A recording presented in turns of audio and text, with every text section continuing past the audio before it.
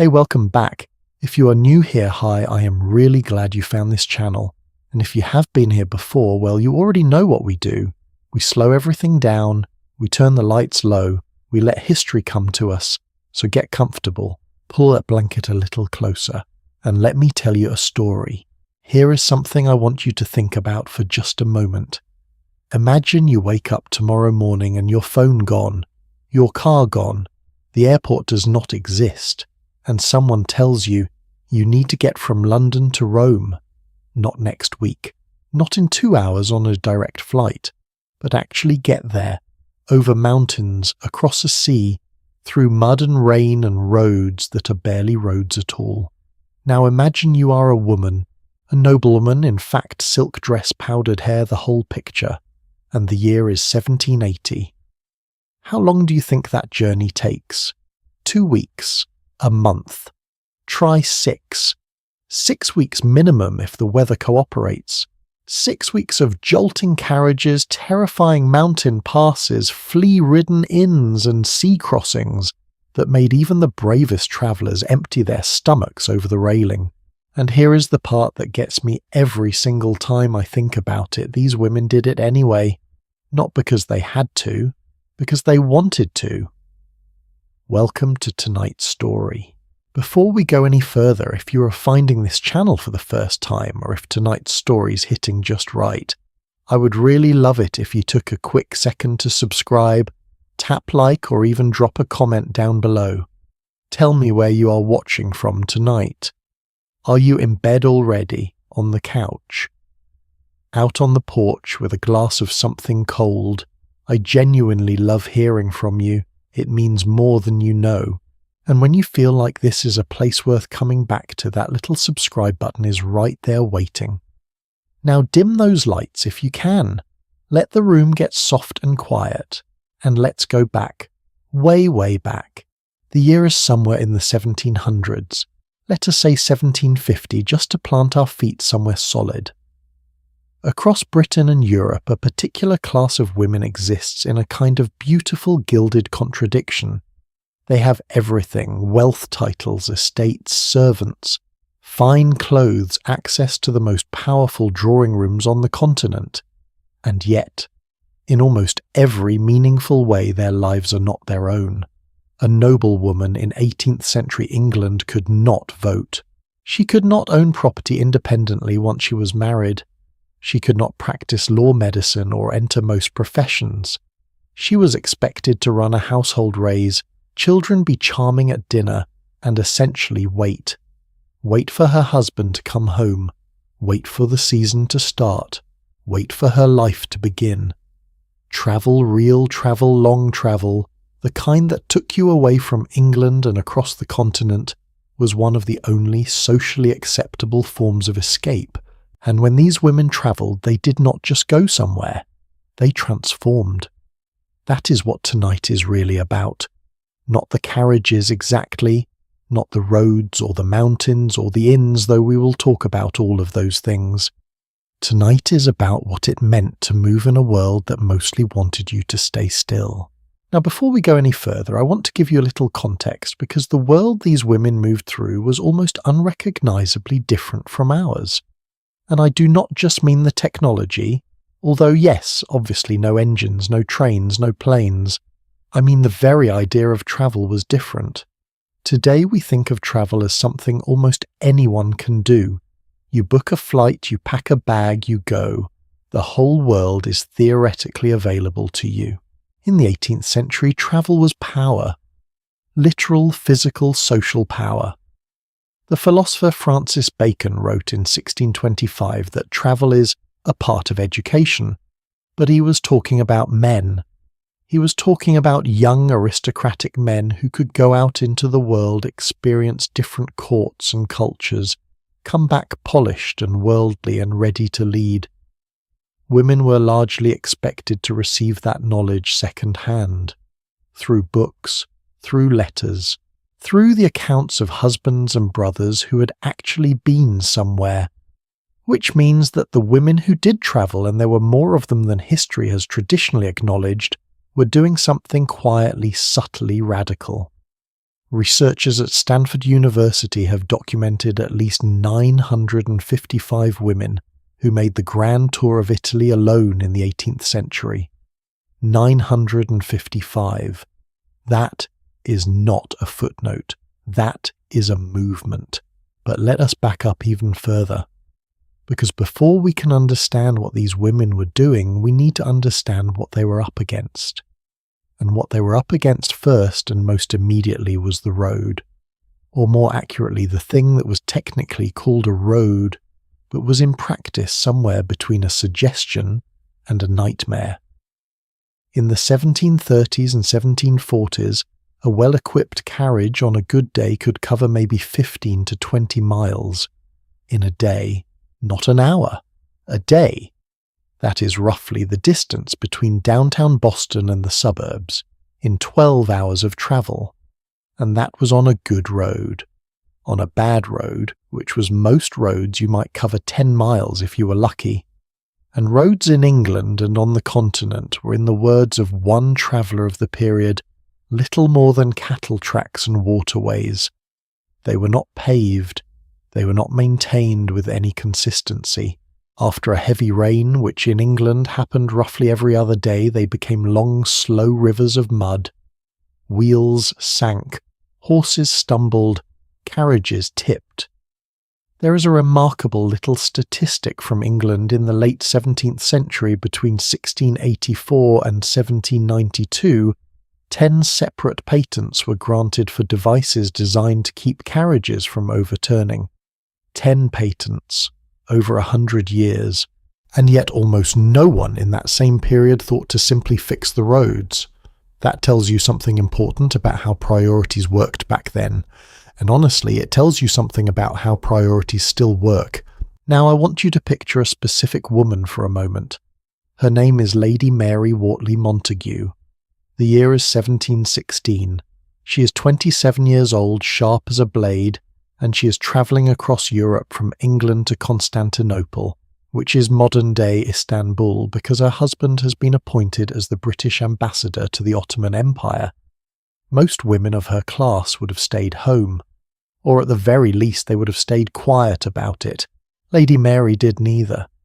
She wrote letters, extraordinary detailed personal letters that described everything she saw and felt and thought. The roads, the inns, the people, the customs, the moments of genuine wonder and genuine horror that punctuated every mile. And in those letters she gave us something priceless. Not just a record of what travel looked like in the 18th century, but what it felt like from the inside, from a woman's perspective, in a world that was not especially designed with women's comfort in mind. At one point during her journey, she arrived late at night at a small town looking for somewhere to sleep. The inn she found was, she wrote, miserable, but she was prepared to endure it. What she was not prepared for, and what actually saved her, was the moment the local duchess learned that Lady Mary was in town staying in that miserable inn. The duchess immediately sent a carriage with 6 horses to collect her. 6 horses, at night, for a stranger. That was the social code of aristocratic travel. You did not let a woman of rank sleep in a bad inn if you could help it. Not because of kindness exactly, but because status had to be protected, even on the road, especially on the road. Because here is something I think is really important to understand. In ordinary life, your status was communicated by your house, your servants, your address, your place at the dinner table. On the road, you had none of that. On the road, the only things that communicated who you were your carriage, your clothes, your entourage, and the way you carried yourself when everything was going wrong. Which means that for aristocratic women in particular, travel was not just physically demanding, it was a performance. A constant, exhausting, deeply human performance of dignity under pressure. You're bouncing along a road that is trying to kill you. Your back hurts. You've not slept properly in 3 days. The inn last night smelled like something you would rather not name, and you must arrive at your destination looking composed, serene, and entirely unbothered. because to admit otherwise, to show the strain, the fear, the discomfort, was to invite the very criticism that said women should not be travelling in the first place. It was a trap, really. A very elegant, very European trap. And these women walked into it, eyes open again and again. Now you might be wondering who actually made these journeys. The answer is more varied than you might expect. There were young women accompanying their husbands or fathers on diplomatic missions like Lady Mary Wortley Montagu. There were older women widowed, and therefore finally free, who had waited decades for the independence that death and inheritance had finally granted them. There were women who were, let us say, in complicated situations, separated from their husbands, exiled from court, or simply too unconventional for the drawing rooms of London, who discovered that Europe was considerably more forgiving than England. Georgiana, the Duchess of Devonshire, is a famous example. In the early 1790s, she found herself pregnant by her lover, a fact she could not exactly explain to London society. She went to Europe. She stayed for 2 years, and when she came back, the world had mostly moved on. Then there were women like Mariana Stark, a playwright from London, who set out in 1792 to accompany a sick relative to the Italian coast. She ended up staying in Italy for 6 years. 6 years. She documented everything, the roads, the inns, the political upheavals. She was there when Napoleon Bonaparte invaded the Papal States in 1796 and witnessed the correspondence between Napoleon and Pope Pius VI. And when she finally came home, she turned all of it into a formal travel guide. One of the first practical travel guides written by a woman for other women who might want to follow. A packing list. Advice on which inns to trust, what to do when the road washes out, how to manage currency exchange across 7 different kingdoms, practical, hard-won, irreplaceable knowledge, passed forward. That is the spirit of these women, I think. Not just brave enough to go, but thoughtful enough to leave the door open for whoever came next. And then there was the Grand Tour itself. The Grand Tour, this magnificent, exhausting, transformative tradition that dominated aristocratic culture from roughly 1650 to the 1840s, when railways finally changed. Everything was officially designed for young men, young British men specifically, who would leave home at around the age of 21, travel through France, cross the Alps into Italy, spend months in Venice and Florence and Rome and Naples, and come back with souvenirs, portraits, and theoretically a polished understanding of classical civilization. Women were technically not the intended audience. But by the mid-18th century, something interesting was happening. Women were going anyway. Not all of them loudly, not all of them under their own names, but they were going. And what they found there, what Europe offered women that England could not quite bring itself to offer, was something genuinely surprising. Space. Social space. Room to be curious. Room to be interested in things. Room to have opinions about art and architecture and politics without someone immediately suggesting you should go embroider something instead. The salons of Paris, the coffee houses of Rome, the private concerts of Venice, these were places where a woman with a sharp mind and a confident bearing could actually participate in intellectual life in a way that was simply not available to her back home. Travel did not just take these women somewhere, it gave them back to themselves. But I do not want to romanticize this too much, because the reality of getting from point A to point B in the 18th century was there is really no gentle way to say this absolutely brutal. We will get into all the glorious, uncomfortable, sometimes darkly funny details of what that actually looked like. The carriages, the Channel, crossing the Alps, the inns, the bandits, all of it as we go deeper into tonight's story. But for now, I want to leave you with one image. It is 1781. A woman, let us call her a noblewoman, well-dressed, well-read, well-connected, sits in a carriage that is slowly making its way through the mud somewhere in northern France. She's been travelling for 4 days. She has maybe 40 more to go before she reaches Rome. The carriage jolts, the candle inside flickers, and she opens her journal and begins to write. Not about how tired she is, not about the mud or the smell or the fact that she slept 2 nights ago in a room she shared with a merchant she had never met. She writes about what she saw through the window this morning, a village she did not know the name of, a church with a crooked steeple, a woman hanging laundry in a courtyard looking up at the passing carriage with an expression that she could not quite read. She writes, "There is so much world here. I did not know. No one told me there was so much world." I love that. I love the simplicity of it. I love that for all the power and privilege these women carried with them, travel still had the ability to surprise them, to crack something open, to make them feel even for just a moment that the world was larger than they had been led to believe, now that carriage is still moving. And so are we. Because next we are going inside that carriage, really inside, and what you find there is going to genuinely surprise you. Because when aristocratic women travelled in the 18th century, they did not just bring luggage, they brought an entire world with them, and it started with the carriage itself. All right, so where were we? Right, the carriage. I promised you we were going inside it, and I meant it. But here is the thing, before I open that door for you, I need you to completely wipe away every image of a horse-drawn carriage you have ever seen in a movie. Because Hollywood has a very specific carriage in mind. It is always romantic. It is always moving at exactly the right speed. The horses are beautiful. The cushions are plump. And the woman inside looks like she just stepped out of a painting. The reality. Let me put it this way. Imagine someone took a wooden box, put 4 wheels on it, connected it to 2 very large, very unpredictable animals, and then sent it down a road made of packed dirt and optimism. That was your carriage.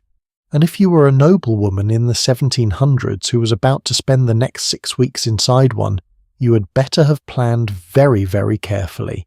Let us start with the basics. By the early 18th century, there were roughly 3 types of carriages an aristocratic family might use for long-distance travel across Europe. The first was the Berlin coach, a large enclosed 4-wheeled vehicle that had been developed in Prussia in the 1670s and had quickly become the preferred choice for serious long-distance travel among the upper classes. It was heavy, it was sturdy. It had a suspension system, leather straps, or C-shaped steel springs, depending on the era, that was specifically designed to absorb the impact of bad roads. And it had interior space for up to 4 passengers, which sounds generous until you remember that you might be inside it for 12 hours at a stretch. The second type was the postchaise, lighter, faster, and somewhat less comfortable. This was the choice you made when you wanted to cover ground quickly, and were willing to sacrifice a certain amount of your spine in the process. The third, and this one is my personal favourite just because of what it says about the people who used it, was the private family coach, custom built, often at extraordinary expense, designed to tell the world exactly who you were before you even opened the door. And for aristocratic women specifically, that private coach was not just transportation, it was armour. Here is something I did not fully appreciate until I started going deep into the accounts these women left behind. The inside of a well-appointed 18th century travelling coach was genuinely, deliberately, almost defiantly comfortable. Not comfortable by modern standards, let us be very clear about that, but comfortable in a way that was specifically engineered to say, "I refuse to let this road defeat me." The interior walls were lined often with silk, sometimes with velvet. There were cushions, there were footrests. There were small compartments built into the sides just deep enough to hold a book, a small medicine chest, a folding fan. Some of the grandest coaches had a little pull-down writing surface like a desk, so that a woman could write letters while the world jolted past outside. And here is the detail that always gets people tucked discreetly beneath the front-facing seat of many aristocratic coaches was a small lidded box. Inside that box a chamber pot, sometimes plain tin, sometimes for the truly wealthy silver. Because when you are travelling for 12 hours through countryside where there is no inn for the next 30 miles, the question of basic human dignity is not a small one. And someone, probably a very practical woman, had already thought of that. Now you might be wondering, how much did all of this actually cost? And the answer is a staggering amount. We have some wonderful records from the period. A couple named John and Harriet Carr, who travelled Europe in the early 19th century, spent £2,910 on their grand tour. £2,910.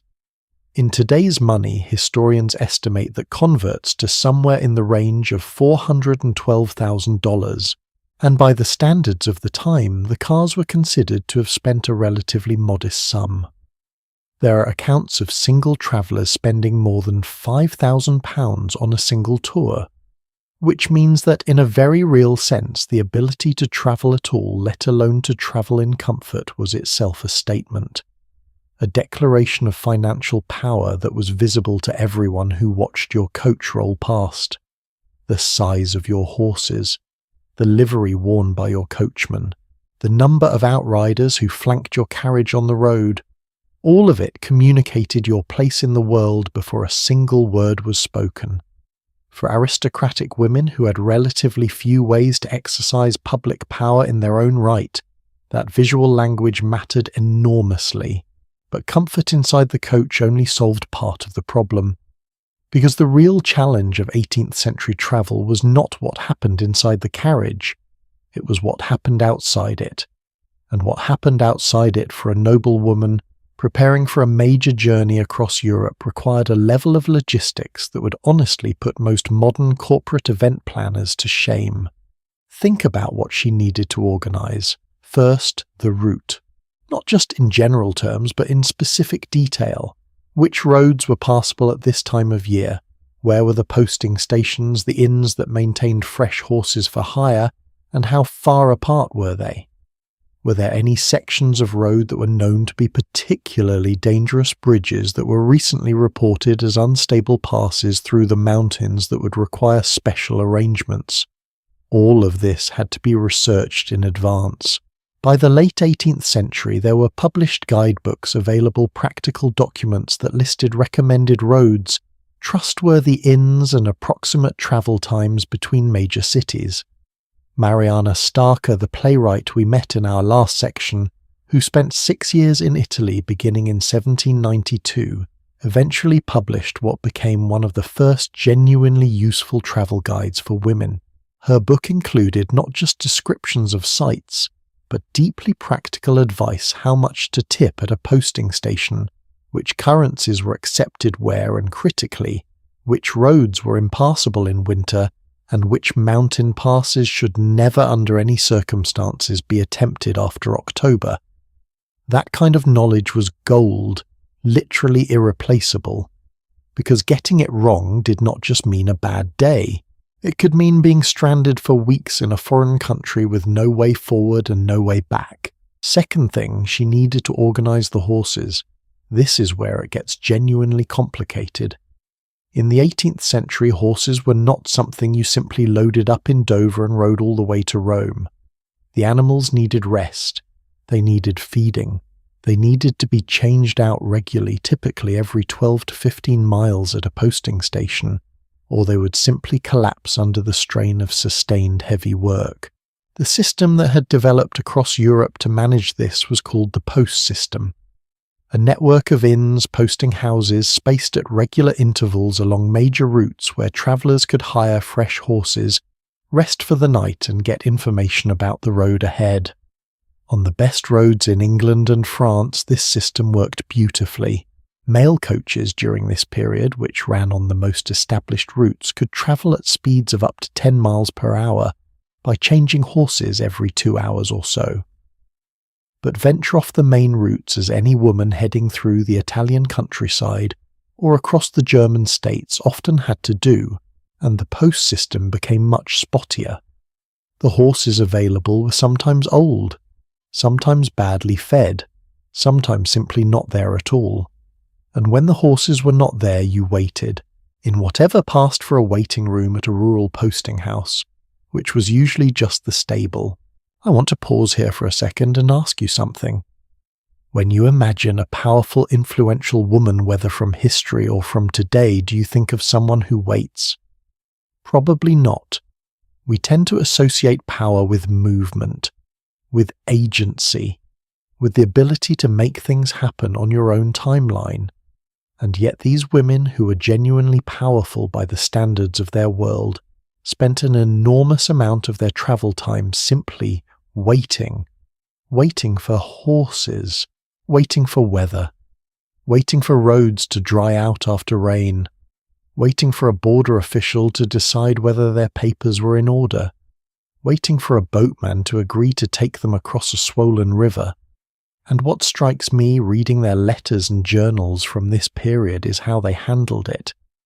Not always with patience, to be honest. Lady Mary Wortley Montagu had quite a lot to say about various officials who made her wait, and very little of it was flattering, but with a kind of resourcefulness, a refusal to let the waiting be dead time. They wrote letters, they read, they made careful notes about what they observed, they sketched, they talked to local people, to innkeepers, to other travellers in whatever combination of French and Italian and hand gestures could bridge the language gap. And in doing so they gathered something that no amount of money could simply purchase. Understanding. Real textured personal understanding of the world beyond their drawing rooms. Now the luggage. Oh, the luggage. If you think modern airline baggage restrictions are a nuisance, I want you to imagine what it meant to pack for a journey of 6 months to 2 years in the 18th century. For a noble woman, this was not a simple task. You could not buy what you needed when you got there, not reliably, not in the right sizes, not in the quality that your social position required you to maintain. So you brought it, all of it. A typical aristocratic travelling party might require, and I am not exaggerating here, multiple trunks containing formal gowns for court presentations, everyday travelling dresses, nightwear undergarments, shoes for different occasions and accessories, including hats, gloves, fans, and jewellery that needed to be accessible but also secure. Then there was the household equipment. Some women brought their own bedding sheets and pillowcases because the state of inn linens was not something any sensible person wanted to contemplate. Some brought their own dishes and cutlery. A small portable medicine chest was essentially mandatory, stocked with remedies for the most common travel ailments. Fever, stomach troubles, headaches from the jolting of the carriage, and the various complaints that came from sleeping in damp rooms and eating unfamiliar food. And beyond all of that, the letters of introduction. Paper letters written by hand, sealed with wax, carried in a special case that was never put in the main luggage, always kept on your person or in the coach with you. Because those letters were essentially your passport to aristocratic society in every city you visited. Without them you were just a stranger. With them you were a guest, a welcomed guest with connections and standing, and an immediate social network in a city you had never been to before.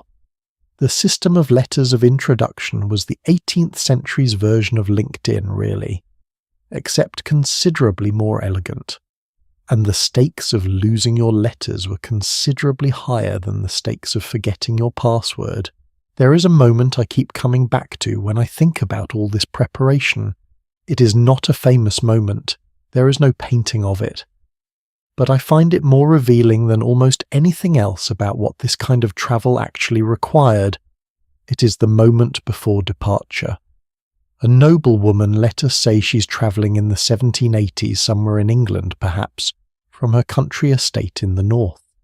She's been planning this journey for months. Her route is mapped. Her letters of introduction are written and sealed. Her trunks are packed, 6 of them, maybe more. Her coach has been inspected and its leather suspension straps replaced, because the old ones were starting to crack, and you do not want to discover that particular problem on a mountain road in France. And she stands in the courtyard of her estate in the early morning, watching her household staff load the last of the luggage onto the carriage. In a few minutes she will climb inside, and she will not see this house again for 6 months, maybe a year, maybe longer. Now here is what I find quietly extraordinary about that moment. She's not running away from anything. She's not being sent anywhere. She's choosing to go. In a world that had given her very limited choices about most things that mattered, this is one of the choices that was hers. The discomfort ahead of her, the uncertainty, the mud and the bad inns and the border crossings and the language barriers. She knows about all of it, and she's choosing it anyway. Because on the other side of all that difficulty, Florence, Paris, Rome, the Colosseum at sunrise, which no painting has ever quite managed to capture. These salons where people talk about ideas as if ideas matter, the particular quality of light in Venice at the end of the afternoon, which traveller after traveller described as something they had not previously believed the world was capable of producing. On the other side of all that difficulty, herself, a version of herself that only travel could create. So the coach is loaded, the horses are ready, the coachman climbs to his seat, and now the question is which direction. Because the journey itself, the actual physical experience of moving across Europe before the age of railways, was not a single experience. It was a series of completely different worlds, one after another, each with its own dangers, its own pleasures, its own particular way of testing the woman inside that carriage. The first world she had to navigate, and perhaps the most psychologically interesting one, was not even the road itself.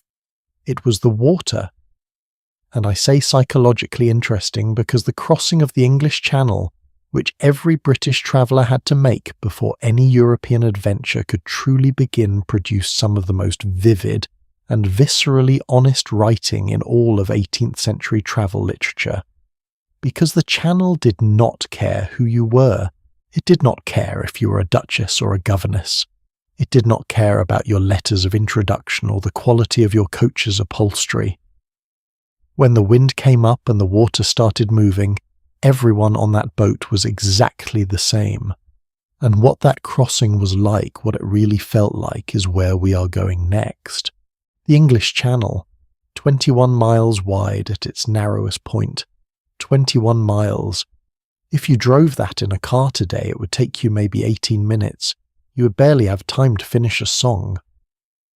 But in the 18th century, before the tunnel, before the ferries with their stabilizers and heated lounges and duty-free shops, those 21 miles were for many aristocratic women the single most terrifying experience of their entire journey. And I want to be precise about that word. Terrifying. Not inconvenient, not unpleasant. Terrifying. Let us set the scene properly. The port of Dover on the southeastern tip of England. A typical crossing day in, let us say, 1765. The harbour smells of salt and fish and something else, something darker, harder to name. Tar, maybe. Wet rope. The particular nervous sweat of people who are about to do something they are not sure they will survive. The vessels available for the crossing were not large ships. They were packet boats, small open or semi-open sailing vessels, generally between 50 and 100 feet long. Crewed by Frenchmen or Englishmen, depending on which side you departed from, and entirely, completely, unambiguously at the mercy of the wind. There were no engines. There was no schedule that weather had agreed to respect. If the wind was wrong, you waited. Sometimes for hours, sometimes for days. One particularly unlucky traveller in the 1740s recorded waiting at Dover for 11 days before conditions were calm enough to attempt the crossing. 11 days in Dover. Which, to be fair to Dover, was not exactly the most entertaining city in England at the time, And when you finally did get on the boat, the novelist Tobias Smollett, who crossed the Channel with his family in the 1760s and wrote about it in extraordinary detail, described the experience in terms that have stayed with me ever since I first read them. He and his family could not even enter the harbour at Boulogne on their arrival. The wind was blowing offshore, so they were required by ancient maritime custom apparently to transfer from their vessel into a small open French rowboat. A boat that was at the moment they boarded it half full of water, not seawater that had splashed in during the journey, just water, sitting there, as if someone had started bailing it out and then simply lost interest. They were then rowed a full mile to the harbour, in that boat, in those conditions. And when they finally landed, they had to walk nearly another mile to the inn carrying their own bags, attended by what Smollett described as 6 or 7 men and women barefoot wearing wooden shoes who offered to carry luggage for money. He paid. He did not have much choice. Now Smollett was a man, a reasonably healthy man, travelling with a wife who was already unwell.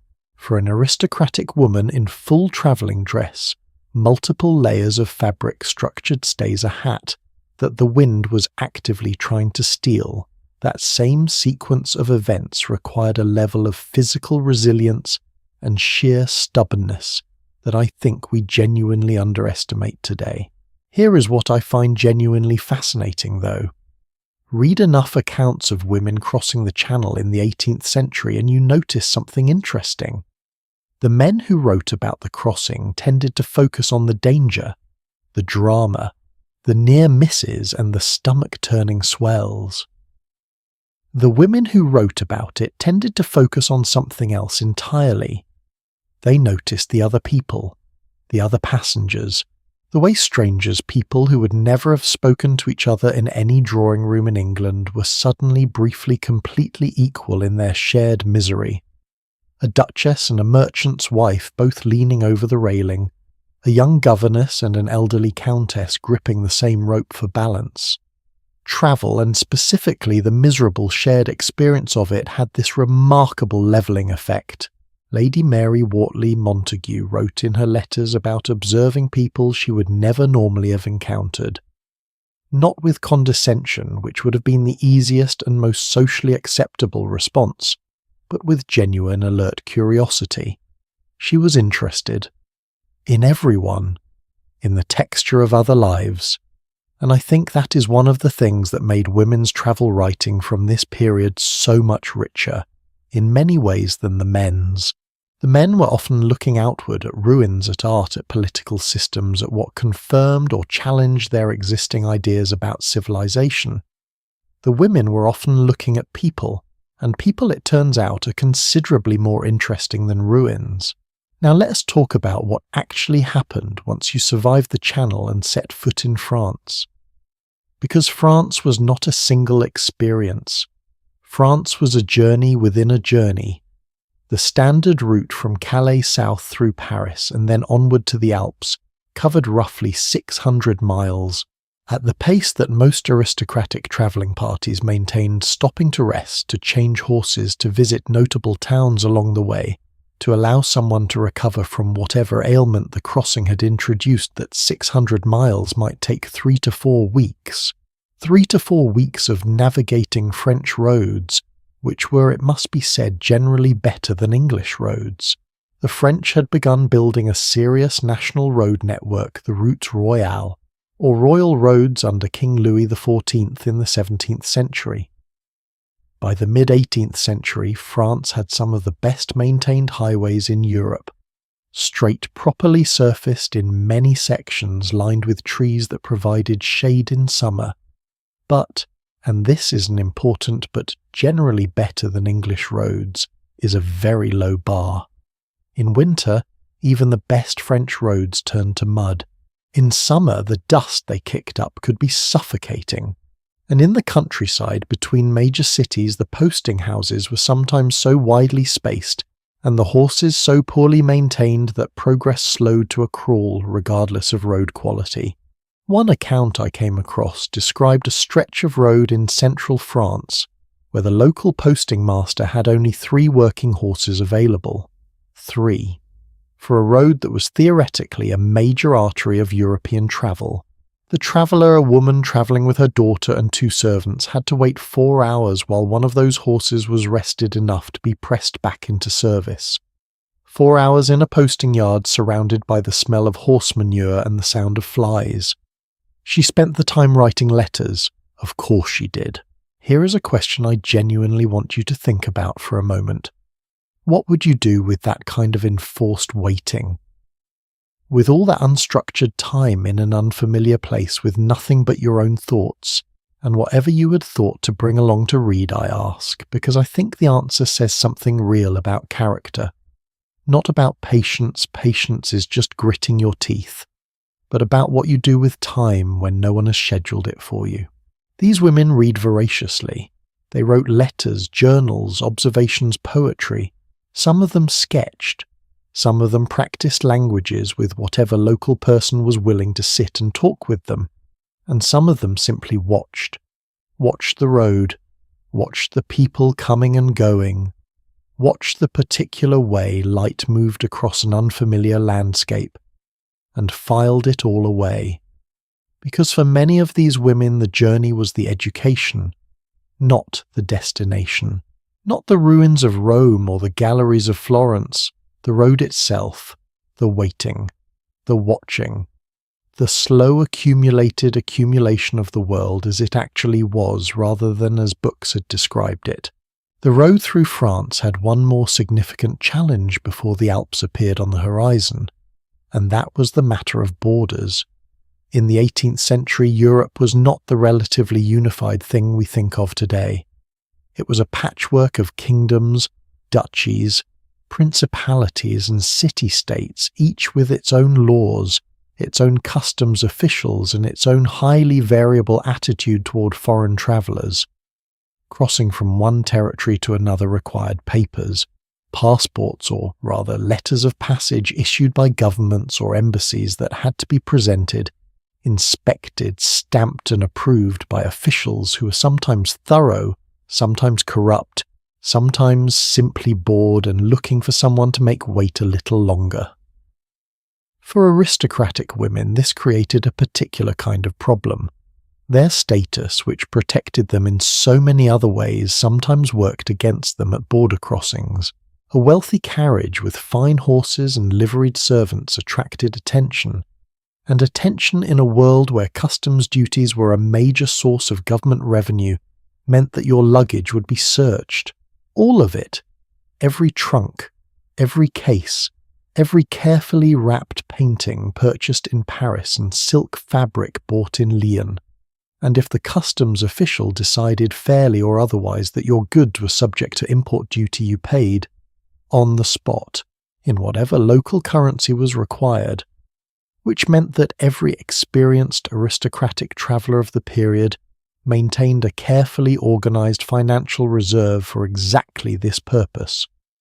Not all of it in one place, never all of it in one place, some in the coach easily accessible, some sewn into the lining of a travelling cloak, some entrusted to a servant who travelled separately, because losing your money at a border crossing, whether to officials or to the other category of people who sometimes lurked around border crossings looking for opportunity, well, that was the kind of disaster that could end a journey before it had really begun. Speaking of which, highwaymen. I know. The word has a certain romantic quality to it in popular culture. There is a whole tradition of fiction that paints the 18th century highwayman as a charming rogue, dashing, witty, apologetic about the whole robbery thing. The reality was considerably less charming. Robbery on the roads of Europe in the 18th century was genuinely common, not something that happened occasionally in dramatic isolated incidents. Common, frequent enough that every serious traveller had strategies for dealing with it. The first strategy: never carry more cash than you needed for the next leg of the journey. Use letters of credit instead, essentially the 18th century version of a bank transfer to access funds at banking houses in major cities. The second strategy, travel in convoy when possible. Multiple carriages together were a considerably less attractive target than a single vehicle. The third strategy, and this one I find both practical and quietly remarkable, was practiced by many aristocratic women specifically. Keep a small amount of money easily accessible, visible even, not hidden. Because if you were stopped and the best possible outcome was to give the robbers what they came for and let them leave quickly, a woman who resisted or who was perceived as hiding more than she offered created a situation that could escalate in directions no one wanted. So the calculation was simple if grim. Sacrifice the accessible money, protect the hidden reserves, stay calm, and the moment it was over, get back in the carriage and keep moving, because the road did not stop for anything, not for robbery, not for weather, not for the particular kind of shock that comes from having a stranger point a weapon at you and demand your jewellery. You kept moving. Because stopping truly, letting the fear catch up with you, was the one luxury these women consistently refused to allow themselves. Now, I want to tell you about a specific journey, because everything I have described so far, the roads, the horses, the borders, the waiting, is easier to understand when it's attached to a real person moving through a real landscape making real decisions. The woman I want to tell you about is Lady Elizabeth Craven. Born in 1750, she was the daughter of the 4th Earl of Berkeley. Beautiful, clever, and by the standards of the time deeply unconventional. By the 1780s, her marriage had effectively ended. She and her husband lived separately. She had 7 children, and she had decided with the particular clarity that sometimes comes from a life that has not gone according to plan, that she was going to see the world. Not a polite tour of Paris and Rome, the world. In 1785 she set out from London on a journey that would take her through France, Italy, Poland, Russia, and ultimately all the way to Constantinople. Let that route sink in for a moment. France, Italy, Poland, Russia, Constantinople, in 1785, in a carriage. She was 35 years old. She crossed roads that most aristocratic travellers would never have considered attempting. She navigated borders between kingdoms that were in various states of tension with each other. She travelled through regions where the roads, to the extent they existed at all, were considered among the worst in Europe, and she wrote about all of it. Her published account, called A Journey Through the Crimea to Constantinople, appeared in 1789, and what makes it remarkable is not just the geography, it is the voice. She is funny, genuinely, unexpectedly funny. She notices absurdities. She's not afraid to admit when she is frightened. She's not afraid to admit when something is beautiful in a way that surprises her. And she is absolutely, completely herself throughout. Opinionated, sometimes wrong, sometimes brilliant, always honest. One reviewer at the time wrote that her letters would naturally excite curiosity, which is perhaps the most genteel understatement I have encountered in a long time. What Lady Craven's journey represents, and what all of these journeys represent really, is something that I think we're only beginning to fully appreciate. These were not just vacation stories. These were acts of self-determination in a world that offered women very few of those. Every mile these women travelled was a mile they had chosen. Every border crossed was a boundary pushed. Every night in a difficult inn was a night they'd refused to spend at home waiting. The road was not comfortable. It was not safe. It was not designed with them in mind. But they were on it anyway, moving. And if you think about the particular kind of courage that requires not the dramatic courage of a single decisive moment, but the sustained daily grinding courage of choosing difficulty over ease, motion over stillness, the unknown over the familiar, I think that is a kind of courage worth sitting with for a while, because coming up next we're about to cross the mountains, and if the Channel crossing was terrifying and the roads of France were exhausting, then the Alps were something else entirely, something that no amount of preparation could fully ready you for, something that travellers in this period described in terms that sound less like a travel diary and more like a reckoning. The carriages were taken apart. The women were put in boxes carried by strangers over passes that dropped thousands of feet on either side. And the question every single one of them had to answer somewhere on that mountain in the cold, with nothing but sky above and void below, was whether getting to Italy was really worth all of this. The answer almost without exception was yes. And the story of how they got there, and what it cost them to find that answer, is where we are heading right now. Something happens to a person when they first see the Alps. I do not mean in photographs. I do not mean through the window of a modern train warm and pressurized a coffee in your hand. I mean the first time a person in the 18th century, someone who had grown up in the flat, tamed, thoroughly domesticated landscape of southern England, crested a hill somewhere in southeastern France and saw them, really saw them.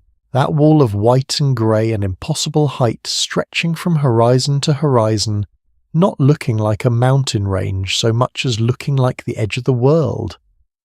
Multiple travellers from this period wrote about this moment with a kind of breathless disbelief. The writer Horace Walpole, crossing the Alps in 1739, described them as something beyond his ability to properly name. He called them pregnant with religion and poetry.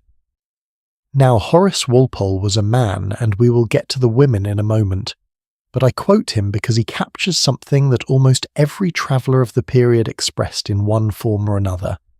The Alps did not look like something you were supposed to cross. They looked like something you were supposed to stand in front of and stare at, and then quietly go back home. But the aristocratic travellers of the 18th century did not go back home. They crossed, and the process of crossing the Alps, specifically the passes that connected France and Switzerland to Italy, was one of the most logistically extraordinary undertakings in the entire history of pre-modern travel. Here is the thing about the Alps that most people today do not immediately appreciate. There were no carriage roads, not over the high passes, not in the 18th century. There were paths, narrow, rocky, sometimes little more than goat tracks that wound through the passes. But a proper road wide enough and graded gently enough for a loaded carriage to navigate, that did not exist in most passes until well into the 19th century. Napoleon Bonaparte, when he needed to move his armies through the Alps in 1800, essentially had to build the infrastructure as he went. So what did 18th century travellers do? They took the carriage apart. Not metaphorically, literally. The wheels were removed. The body of the coach was separated from its undercarriage. Every piece of luggage was unloaded and packed onto the backs of mules, and then the whole thing, wheels, body, undercarriage, luggage and all, was carried over the mountain by teams of local men who did this for a living. The great St. Bernard Pass in the Western Alps, the Brenner Pass in the east, the Simplon Pass, the Mont-Cenis Pass. Each of these crossings had its own economy built around this service. Entire villages whose primary industry was helping wealthy foreigners get their carriages over a mountain. The going rate varied by pass and by season, but a full carriage crossing at Mont-Cenis in the mid-18th century could cost the equivalent of several weeks' wages for a working family. And that was just for the carriage. The passengers went separately. And this is the part of the story that I want you to really sit with, because while the carriage was being disassembled and hauled up the mountain by mules, the people who had been inside it were placed in something called a sedan chair.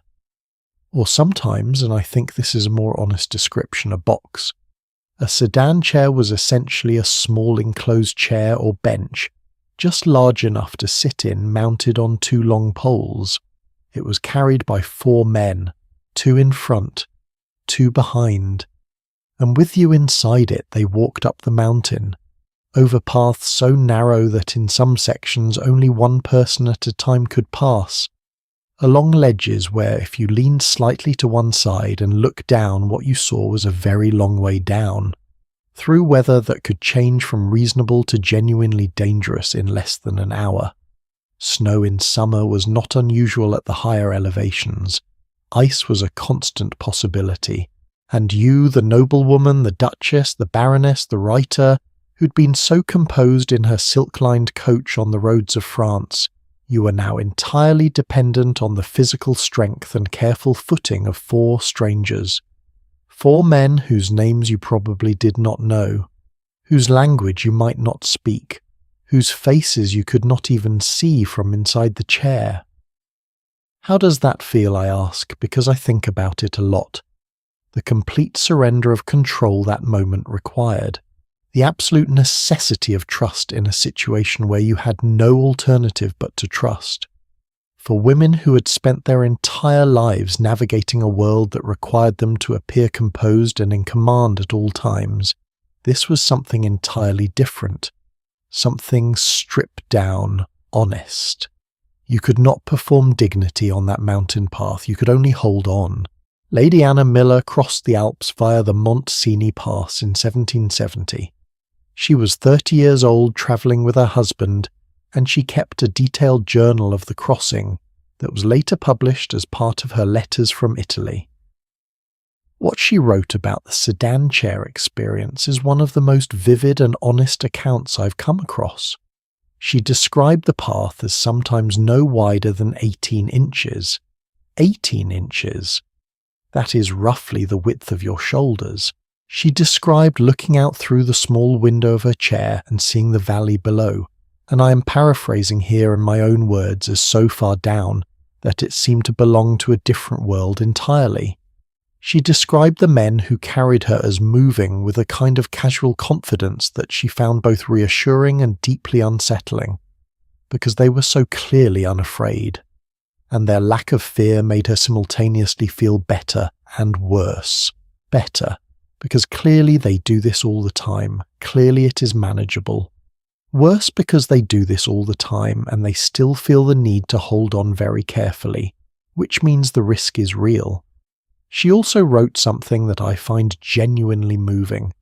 She wrote that somewhere near the top of the pass one of the men carrying her chair began to sing, just quietly, to himself, or perhaps to her. She did not know the words.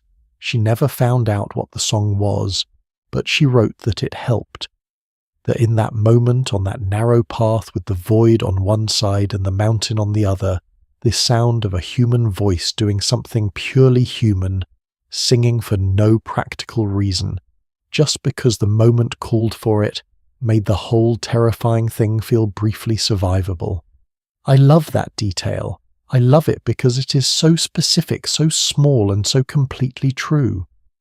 The things that save us in difficult moments are rarely the grand gestures. They are almost always the small, unexpected human ones.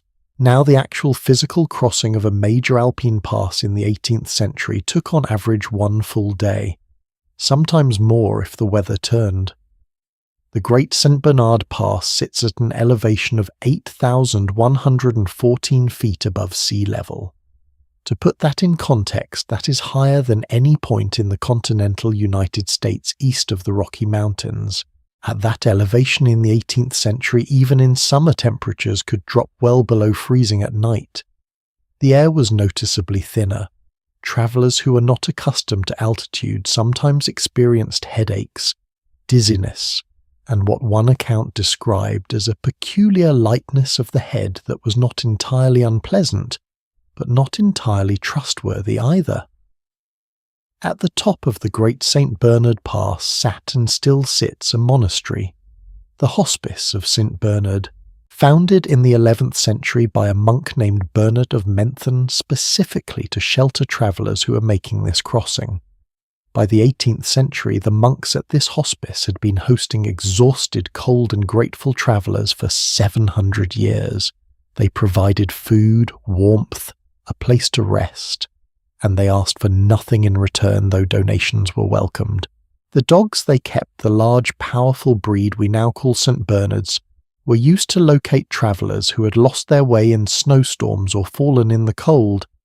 There is something quietly extraordinary about that hospice, about the idea of an institution whose entire purpose for 7 centuries was simply to be there, to be warm and welcoming and reliable at the highest, coldest, most inhospitable point of an already demanding journey.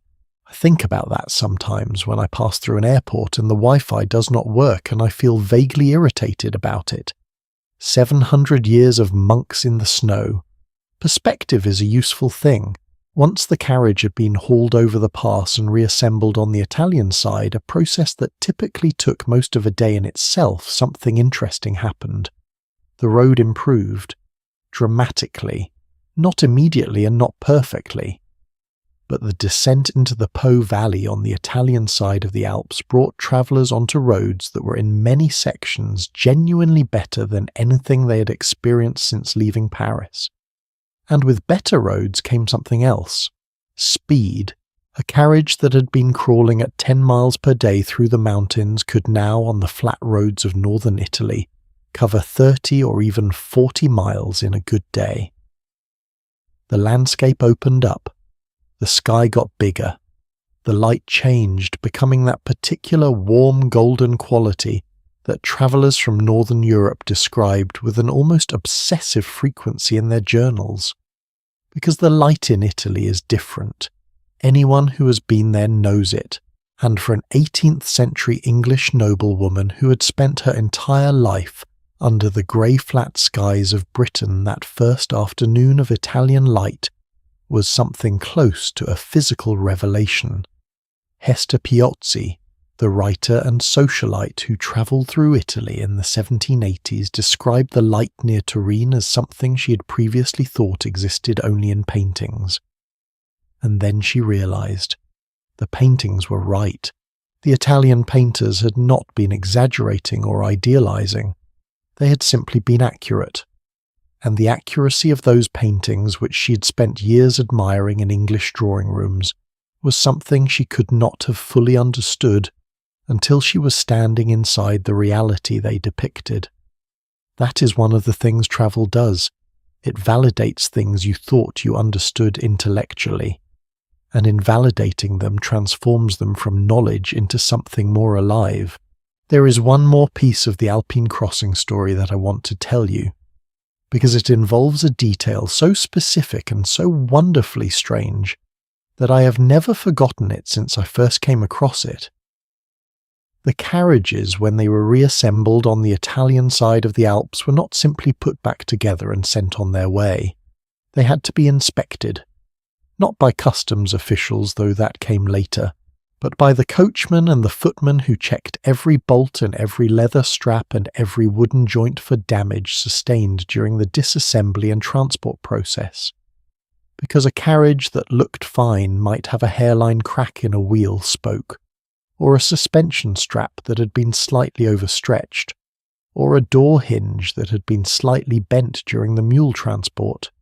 Any of these things on a smooth road might cause no problem at all. On the rough roads of rural Italy, which were better than the Alpine paths but still far from smooth, any one of them could cause a catastrophic failure. A wheel coming off at speed, a suspension collapse, a door flying open on a mountain curve. So before the journey continued, everything was checked, methodically, patiently, in the Italian sunshine with the mountains behind them and Italy ahead. And the aristocratic women who had just survived the most physically demanding part of their journey, the Channel, the roads of France, the Alps, sat in that Italian sunshine and waited one more time, while their carriages were put back together, while their luggage was repacked, while the horses, fresh horses hired from Italian posting houses, were harnessed. And I like to imagine what they were thinking in that moment. The worst was behind them. Not all of the difficulty there would be more. There would always be more. But the particular specific difficulty of the Alps was done.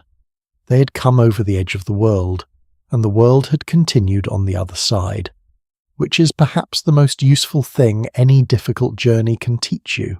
But here is something that surprises most people when they learn it. The journey south through Italy, which was theoretically the reward for all their effort, was not simply a leisurely procession from one beautiful city to the next, because Italy in the 18th century was not a country. It was a collection of independent states, each with its own government, its own laws, its own currency, and its own attitude toward foreign visitors. The Duchy of Milan, the Republic of Venice, the Papal States, the Kingdom of Naples. Crossing from one to another required new papers, new currency exchanges, new negotiations with new officials who had new opinions about what counted as taxable goods. And in some of these states, the social rules governing what a woman could and could not do were quite different from anything she'd encountered in France or England. How those women navigated those rules and what they discovered when they pushed against them is a story with some genuinely unexpected turns, and it is exactly where we are heading next. Picture this. You've just survived the English Channel. You've navigated 3 weeks of French roads that tested every suspension strap your carriage possessed. You've been carried over the Alps in a wooden box by 4 strangers. Your luggage has been disassembled, mule-hauled and reassembled on the other side of a mountain range. And now finally, gloriously after all of that, you are in Italy. You might think the hard part is over, and in some ways it is, but Italy had its own particular way of surprising people, and for aristocratic women in the 18th century, those surprises were not always the ones they had been expecting. Let me explain something about Italy in this period that tends to get lost when we talk about the Grand Tour. When people say Italy in the context of 18th century travel, they are using a word that did not yet correspond to a real political entity. Italy as a unified nation did not exist until 1861. What existed in the 1700s was a mosaic, a complicated, beautiful, politically fractured mosaic of independent states, each governed differently, each with its own customs and currencies and rules. When a British noblewoman crossed the Alps into the north of the peninsula, she was entering the Duchy of Milan, controlled for much of the 18th century by the Habsburg Empire of Austria. Not Italy. Austria. Travel south from Milan toward Venice, and you crossed into the Republic of Venice, a sovereign state that had been governing itself as a republic for over 1,000 years. Its laws were different. Its social codes were different. Its attitude toward foreign women was in some genuinely interesting ways considerably more relaxed than anything these travellers had encountered back home. Continue south, and you entered the Papal States, the territories directly governed by the Catholic Church, stretching from just north of Rome all the way down through central Italy. A theocracy, essentially, with its own rules about dress behaviour, and who was allowed in which buildings at what times, and further south still Naples, the kingdom of the two Sicilies, loud, chaotic, vibrant, dangerous in ways that polite English travel guides tended to describe as lively, and travellers' private journals tended to describe considerably more vividly. To travel through Italy in the 18th century was not to travel through a country. It was to travel through at least 5 different countries in rapid succession, each requiring fresh papers, each requiring currency that the previous state did not accept, each requiring a quick and comprehensive recalibration of social expectations. Now here is the question I want to start with. What did aristocratic women actually do when they arrived? Because this is where the popular image of the Grand Tour gets interesting. Or rather where it gets complicated. The standard story of the Grand Tour focuses on what men did. They went to museums, they studied classical ruins, they commissioned portraits, they bought art, they attended lectures on antiquity, they came home with marble statues and strong opinions about Roman architecture, and women. The assumption then and now is that they tagged along, that they were passengers in every sense of the word, that the intellectual and cultural substance of the tour belonged to the men and the women were simply there for company. That assumption is wrong, provably, documentably, fascinatingly wrong. And I want to spend some time on why, because I think it changes how we understand this entire period. Let us start with Venice. Because Venice in the 18th century was, and I do not think this is an exaggeration, one of the most socially sophisticated cities in the world. It had been a major centre of European culture, trade and political manoeuvring for centuries. Its opera houses were among the finest on the continent. Its painters, Canaletto, Tiepolo, Rosalba Carriera, were internationally celebrated. Its carnival, which lasted for months at a stretch, was famous across Europe as a place where social rules were suspended in ways that they simply were not anywhere else. And one of the most interesting things about Venice for our purposes is what happened during Carnival. During Carnival season, which ran roughly from the day after Christmas until the beginning of Lent, a full 6 weeks or more, Venetians and visitors alike were expected to wear masks in public. The botta, the moretta, the volto, different styles of mask worn with a long dark cloak called a tabaro. And here is the genius of it. With a mask on, no one knew who you were. Not your name, not your nationality, not your social class, not your gender in some cases.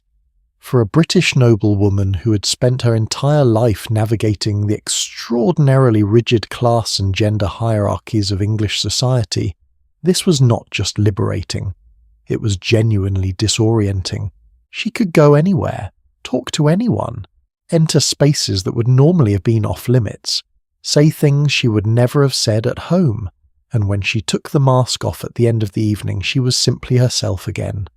A visitor, a lady, untouchable by anything she had done or said or seen while masked. The writer, Lady Mary Wortley Montagu, who we met earlier in our journey, visited Venice in the 1730s and was absolutely captivated by this aspect of Venetian life. She wrote that Venice was the only place in Europe where she felt truly free to be curious, where curiosity itself was not considered a social liability in a woman. That sentence stayed with me, where curiosity itself was not considered a social liability in a woman. Think about how much that says about the world she came from, about the world most of these women came from. A world where a woman who asked too many questions, who was interested in too many things, who pushed into spaces that were not specifically designated for her, was considered at best eccentric, at worst something more serious. Venice did not care. Venice had seen everything. It was old enough and worldly enough to find female curiosity unremarkable, even entertaining. But Venice was not the only Italian city that opened unexpected doors for these women. Florence did something different. Florence was home to the Uffizi Gallery, one of the greatest collections of art in the world, assembled by the Medici family over centuries. By the 18th century it was accessible to visitors in a way that was genuinely unusual for the period. Not completely open, there were still protocols and certain rooms required special permission, but a well-connected aristocratic woman with the right letters of introduction could spend days in the Uffizi, walking through at her own pace, looking at whatever she wanted, for as long as she wanted. And what these women wrote about their experiences in the Uffizi is remarkable, not because it is particularly surprising that educated women enjoyed great art, but because of how they wrote about it, with authority, with confidence, with specific informed opinions. Lady Anna Miller, the same woman who gave us that vivid account of the Alpine sedan chair crossing, wrote about the Uffizi with the kind of assured critical voice that was usually reserved for men with formal educations in art history. She had opinions about specific paintings. She compared works by different artists with analytical precision. She disagreed with prevailing critical assessments when she felt the evidence of her own eyes justified it. She was not performing appreciation. She was genuinely independently critically engaged. and she had found in Florence a space where that engagement was not only tolerated but actively welcomed. Because the Florentines had been collecting and discussing and debating art for 300 years, they were not going to start being dismissive about it now just because the person doing the discussing happened to be a woman from England. Now I want to talk about something that I think is genuinely underappreciated in popular accounts of this period. The social life of these women in Italy was not simply a pale imitation of male social life. It was different, and in some specific ways richer, because aristocratic women in Italy had access to spaces and people that their male counterparts did not. The most significant example of this is the Italian conversazione. A conversazione, literally a conversation, was a private social gathering typically hosted in a noble or wealthy household, where invited guests would meet to talk about ideas, about art, about music, about politics, sometimes carefully, about books, about whatever the host chose to centre the evening around. These were not parties in the modern sense. They were structured intellectual events, and aristocratic women, particularly foreign, aristocratic women who carried a certain exotic cachet in Italian society, were often prized guests at these gatherings. They were interesting precisely because they came from somewhere else, because they had seen things that the Roman aristocracy had not seen, because they could speak to court life in London or Versailles from personal experience. A British duchess at a Florentine conversazione was not a secondary figure. She was an attraction, a source of information and perspective and gossip that the host could offer to other guests as a genuine social asset, which meant that these women who back home in England were rarely the most important person in any room they entered, often found themselves in Italy unexpectedly central. I find that quietly wonderful, the reversal of it. The way geography could flip the entire social equation in ways that neither the women nor their hosts had necessarily planned for. Rome, of course, was its own category entirely. Every traveller of this period wrote about Rome. Every traveller felt obligated to write about Rome. There was almost too much to say, which is perhaps why so many accounts of it end up saying the same things. The ruins, the scale, the layers. The strange experience of walking through a modern city and suddenly turning a corner to find yourself face to face with something that is 2,000 years old and completely unguarded. But there is one thing about Rome that I want to highlight specifically because it matters for the story we are telling. Rome was the seat of the Catholic Church, and the Catholic Church had a very specific and very carefully maintained set of rules about women, about access to sacred spaces, and about what was and was not appropriate behaviour for female visitors. British aristocratic women, who were almost universally Protestant, arrived in Rome with a complicated relationship to these rules. On one hand, they were fascinated by Catholic art and architecture, the Vatican, the Sistine Chapel, the great basilicas. These were among the primary artistic destinations of the entire Grand Tour. On the other hand, accessing some of these spaces required navigating church protocols that were, to put it gently, not designed with Protestant English women in mind. What happened in practice was interesting. Letters of introduction, that same social currency that had worked at posting houses and border crossings and Venetian conversazioni, turned out to work in Rome as well.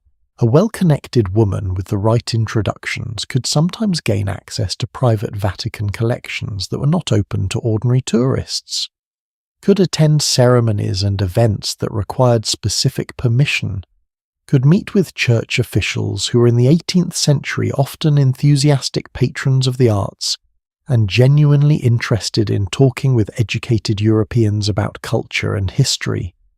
The system was not fair. It was not equal. Access depended entirely on who you knew and what letters you carried. But within those constraints, some women navigated it brilliantly. Let me tell you about one specific woman who I think exemplifies everything we have been talking about. Her name was Hester Lynch Thrale, later known as Hester Piozzi, after her second marriage. She was Welsh, born in 1741, a writer, a wit a close friend of the literary critic Samuel Johnson, and one of the most intellectually formidable women of her generation in England. She travelled through Italy in 1784 and 1785, keeping extensive notes that she later published as Observations and Reflections made in the course of a journey through France, Italy and Germany. What makes Hester Piozzi's account extraordinary is its voice.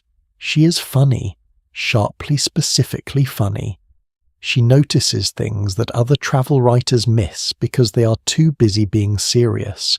She wrote about arriving in a particular Italian town and finding that the inn had exactly one room available, which she had to share with 3 other travellers, 2 of whom snored. She wrote about it not with horror but with a kind of wry resignation, as if to say, this is the reality of travel and pretending otherwise is pointless. She wrote about a meal in Naples that she described with such specific loving attention to detail what each dish was, how it was prepared, what it tasted like, what she thought of it, that reading it you feel genuinely hungry. And she wrote about the art, at length, with opinions, strong ones.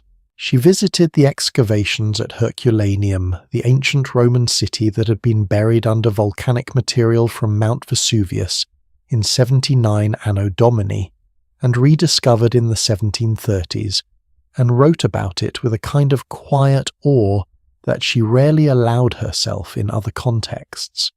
She wrote that standing in the streets of Herculaneum was the closest she could imagine to actually being in the ancient world, not looking at it from a distance, being inside it, and that feeling, that vertiginous, almost unbearable feeling of time collapsing, is something that every person who's ever stood in an ancient place and truly let themselves feel it will recognize immediately. Hester Piozzi felt it. She wrote it down, and several hundred years later we are still reading it. Now I want to ask you something directly. If you could travel back in time to the Italy of 1785, not to live there, just to visit for a month, what would you want to see?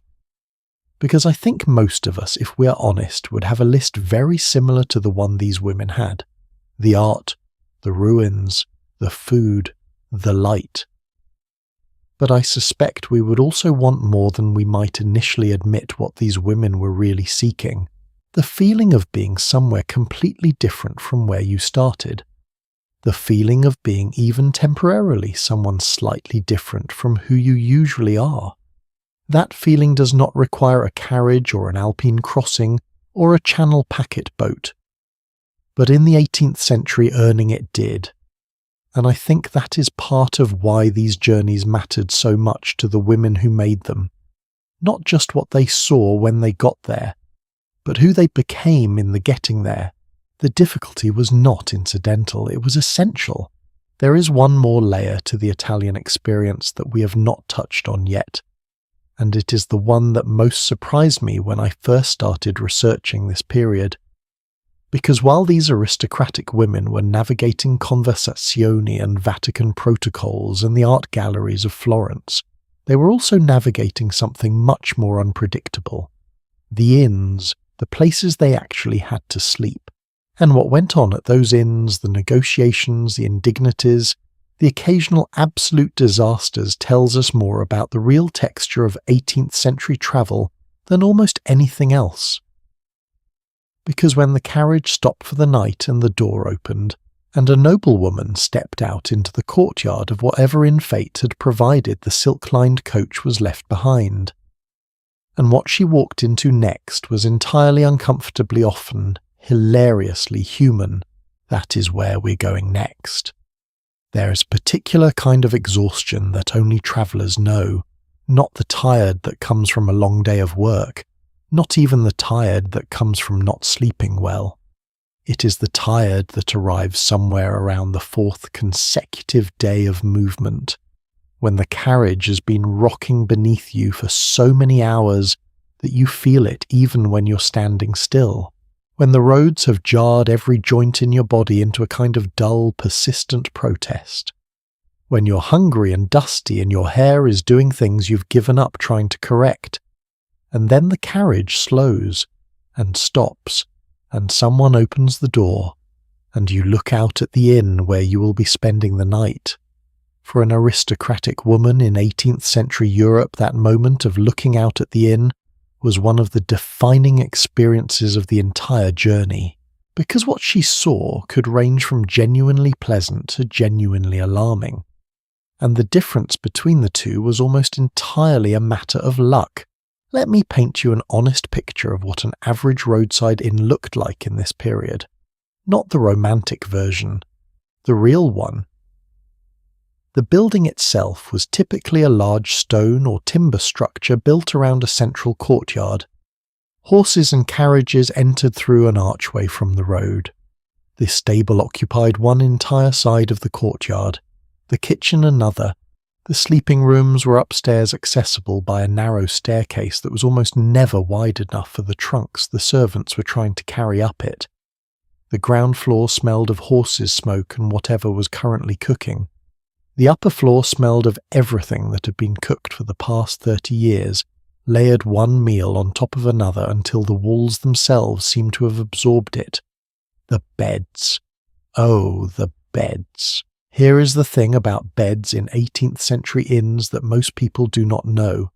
They were not individual beds. They were not even necessarily individual rooms. At a busy inn on a major travel route, a room might contain 3 or 4 beds, and all 3 or 4 of those beds might be occupied on any given night by whoever happened to arrive that evening and needed somewhere to sleep, which meant that a noblewoman travelling from London to Rome might find herself at the end of a long day's journey, sharing a room with a German merchant, a French priest, and a young man who had never left his home province and was absolutely fascinated by everything he was seeing. This was not considered unusual, it was considered travel. Now, how did aristocratic women handle this? The answer is with a combination of strategic planning, sheer nerve, and a level of creative problem-solving that I find genuinely impressive. The most important survival tool any experienced woman traveller carried was not her medicine chest or her letters of introduction, or even her money. It was her own bedding. Specifically her own sheets. This sounds like a small thing. It was not. Inn sheets in the 18th century were washed infrequently, sometimes not between guests at all. The combination of travellers who had been on the road for weeks in the same clothes, sleeping in whatever inn was available and bedding that was not reliably cleaned, created conditions that every traveller described with varying degrees of horror. Mariana Stark, the playwright-turned-travel guide writer, who we have met before, included specific advice about this in her published guide.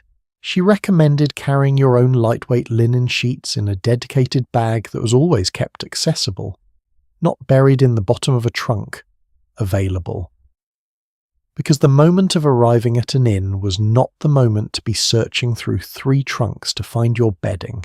She also recommended carrying a small supply of specific herbs and powders that, when sprinkled in certain strategic locations around the bed frame, discouraged the particular small residents that tended to inhabit inn mattresses.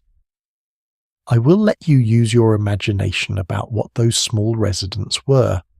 The point is that experienced women travellers had developed an entire private science of inn survival, passed from traveller to traveller through letters and published guides and quiet conversations at posting houses. A body of practical knowledge that was entirely female, entirely pragmatic, and entirely unromantic. Because the romance of travel and the reality of travel were 2 very different things, and the women who survived the reality were the ones who had stopped confusing them.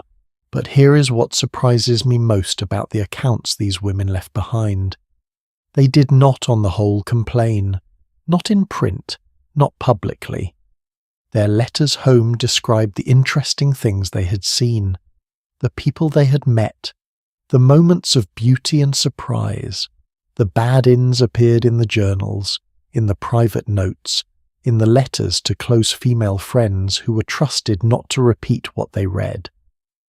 But the public face of these journeys was almost uniformly positive, composed, carefully curated, because a woman who complained publicly about the discomforts of travel was making a quiet argument that women should not travel, that it was too hard for them, that they were right to stay home, and these women were not interested in making that argument, so they absorbed the difficult parts in private, and presented the world with the version of travel that said, yes, we can do this, yes, it is worth doing, yes, you should come. That is a kind of discipline I find genuinely moving. A daily deliberate choice to represent the possibility of female independence as something manageable, as something dignified, even when the sheets needed to be replaced and the mattress was making suspicious noises. Let me tell you about a specific inn encounter that has stayed with me. The year is 1798. The traveller is a woman named Mariana Stark, yes, the same one who is making her way through northern Germany on a route that had been recommended to her as reasonable. The road, it turned out, was not reasonable. It was, in her words, execrably bad, and the inns along it were indifferent at best. Faced with this situation, bad road, bad inns, and still hundreds of miles to go, she made a decision that I think tells you everything about how experienced women travellers thought. She hired a boat. Specifically, she hired a riverboat on the Elbe, the river that runs through central Germany and travelled from Dresden to Hamburg by water instead of road. The boat had 3 cabins, 4 beds, a separate compartment at the back for the male servants, a storage area at the front for luggage, and it moved gently and steadily downstream, covering in a few days what would have taken much longer by road. She wrote about it with quiet satisfaction, as if to say the road presented a problem, and I found a solution, and the solution turned out to be rather pleasant. That is the traveller's mindset at its best, not fighting the circumstances, not lamenting them, simply adapting, finding the river when the road fails. And there is something about that image, a woman floating quietly down the Elbe on a hired riverboat, having calmly outmanoeuvred a terrible road, that I find more compelling than almost any dramatic Alpine crossing. Because the Alpine crossing is extraordinary. But this quiet, pragmatic problem-solving, this is what sustained travel actually looks like. Day after day, decision after decision, finding the river. Now, the inns of Northern Europe, Germany, Switzerland, the Low Countries were by most accounts considerably better than their Italian counterparts. This is not a generalization I make lightly. It is something that traveller after traveller in this period noted with what sounds like genuine relief. German inns in particular were described as clean, well organised, and providing food that was reliably edible. The beds were made with fresh linens. The rooms were, if not private, at least divided with some attempt at propriety. The Dutch inns were famous across Europe for their cleanliness. Multiple travellers wrote about Dutch inns with a kind of reverent astonishment that tells you something about what they had come from. One traveller described the floors of a Dutch inn as so thoroughly scrubbed that they shone. He found this slightly excessive. His wife, who had been dealing with Italian inn floors for the previous 3 months, found it close to miraculous. The Dutch, it seemed, had decided that cleanliness was non-negotiable, and in the 18th century that was a genuinely radical position. But let's go back to Italy for a moment. Because the Italian inns had one quality that the German and Dutch inns could not match: the food. And before you say, of course, Italian food, everyone knows it is wonderful. I want to be specific, because the relationship between aristocratic British travellers and Italian food in the 18th century is considerably more complicated than that. British aristocrats of this period ate a very particular diet: beef, roasted, with bread and butter, followed by more beef, possibly with a pudding. The idea of a meal centered on pasta or olive oil or garlic, 3 ingredients that were practically synonymous with Italian cooking, was genuinely foreign to them. Not just unfamiliar, foreign as in from somewhere else and therefore inherently suspicious. Hester Piozzi wrote about encountering an Italian dish, she does not specify which one, and approaching it with the cautious optimism of someone diffusing an unfamiliar object. She liked it. She was almost annoyed that she liked it. Because liking it meant admitting that the Italians had figured something out about food that the English had not, and that was a concession that did not come easily to anyone who had grown up believing that English cooking was the reasonable baseline against which all other cooking should be measured. The food question sounds trivial, but it is not really, because food is one of the most intimate encounters with a foreign culture that a traveller can have.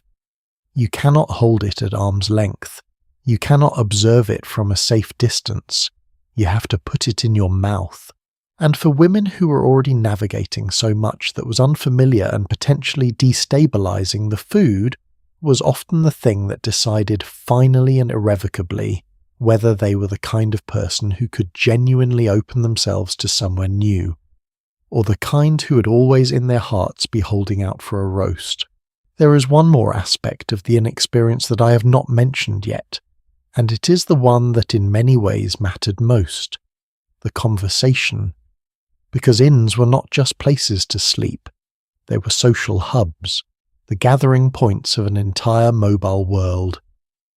At a major inn on a busy travel route on any given evening, you might find yourself sharing a dinner table with an Italian nobleman heading north on diplomatic business, a German scholar going to study in Paris, a young English couple on their honeymoon, a French artist going south to Rome, a widow from Scotland who has been travelling for 3 years and shows absolutely no signs of stopping.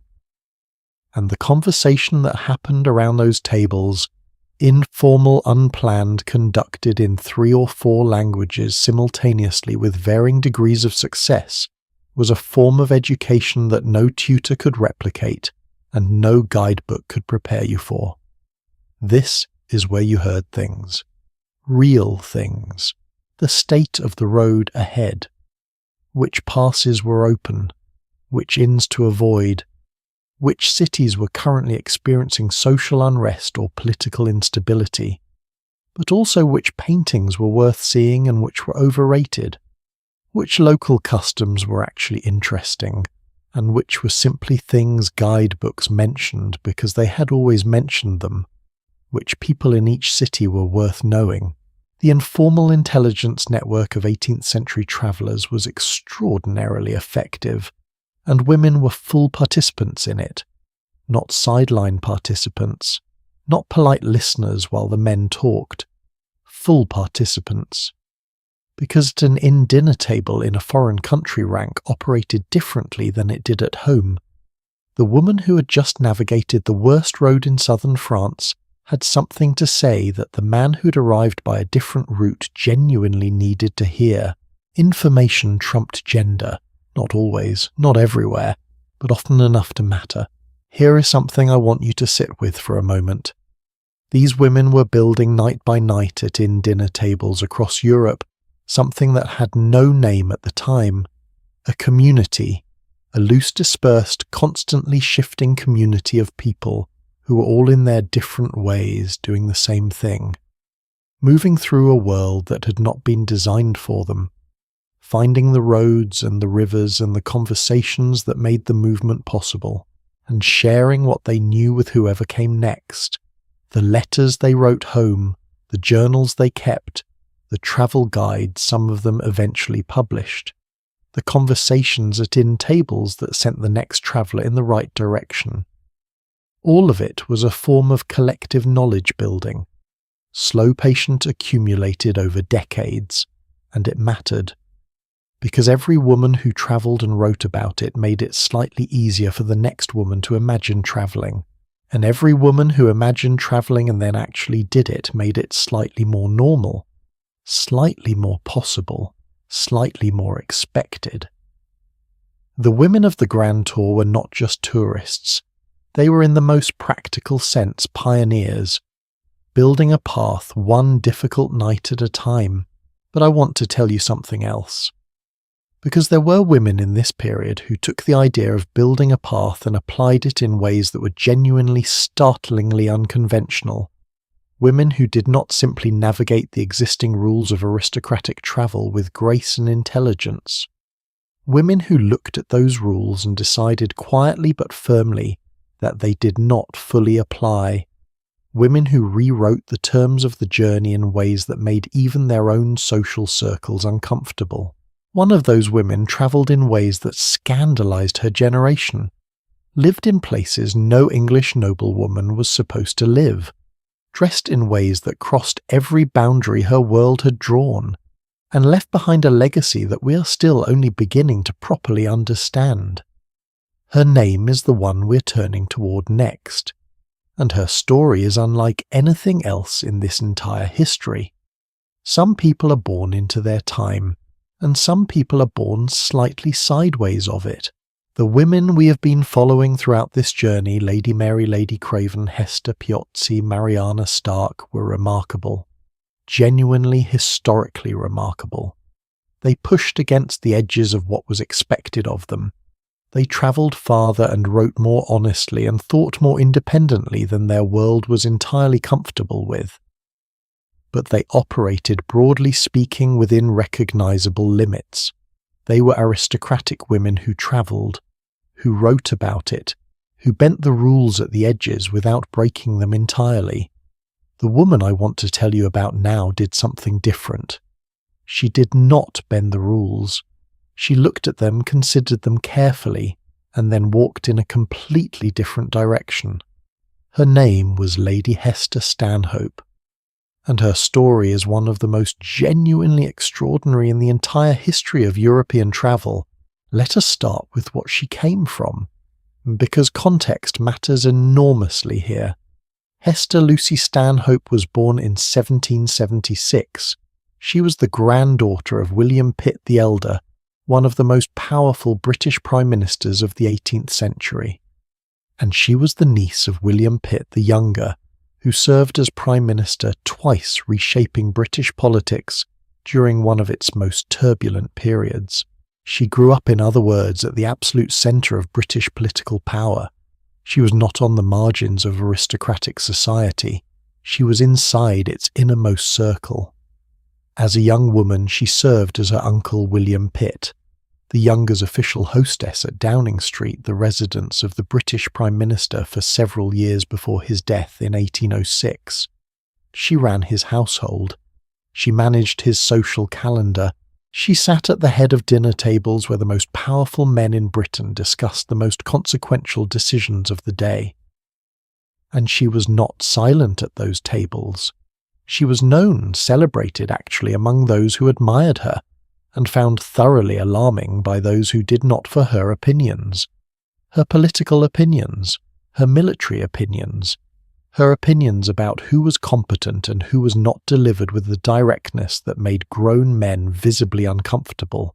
Horace Walpole, who observed her during this period, wrote that she was the most extraordinary compound of talent, wit, courage, and eccentricity he had ever encountered. That is quite a sentence from a man who had spent decades observing the British aristocracy.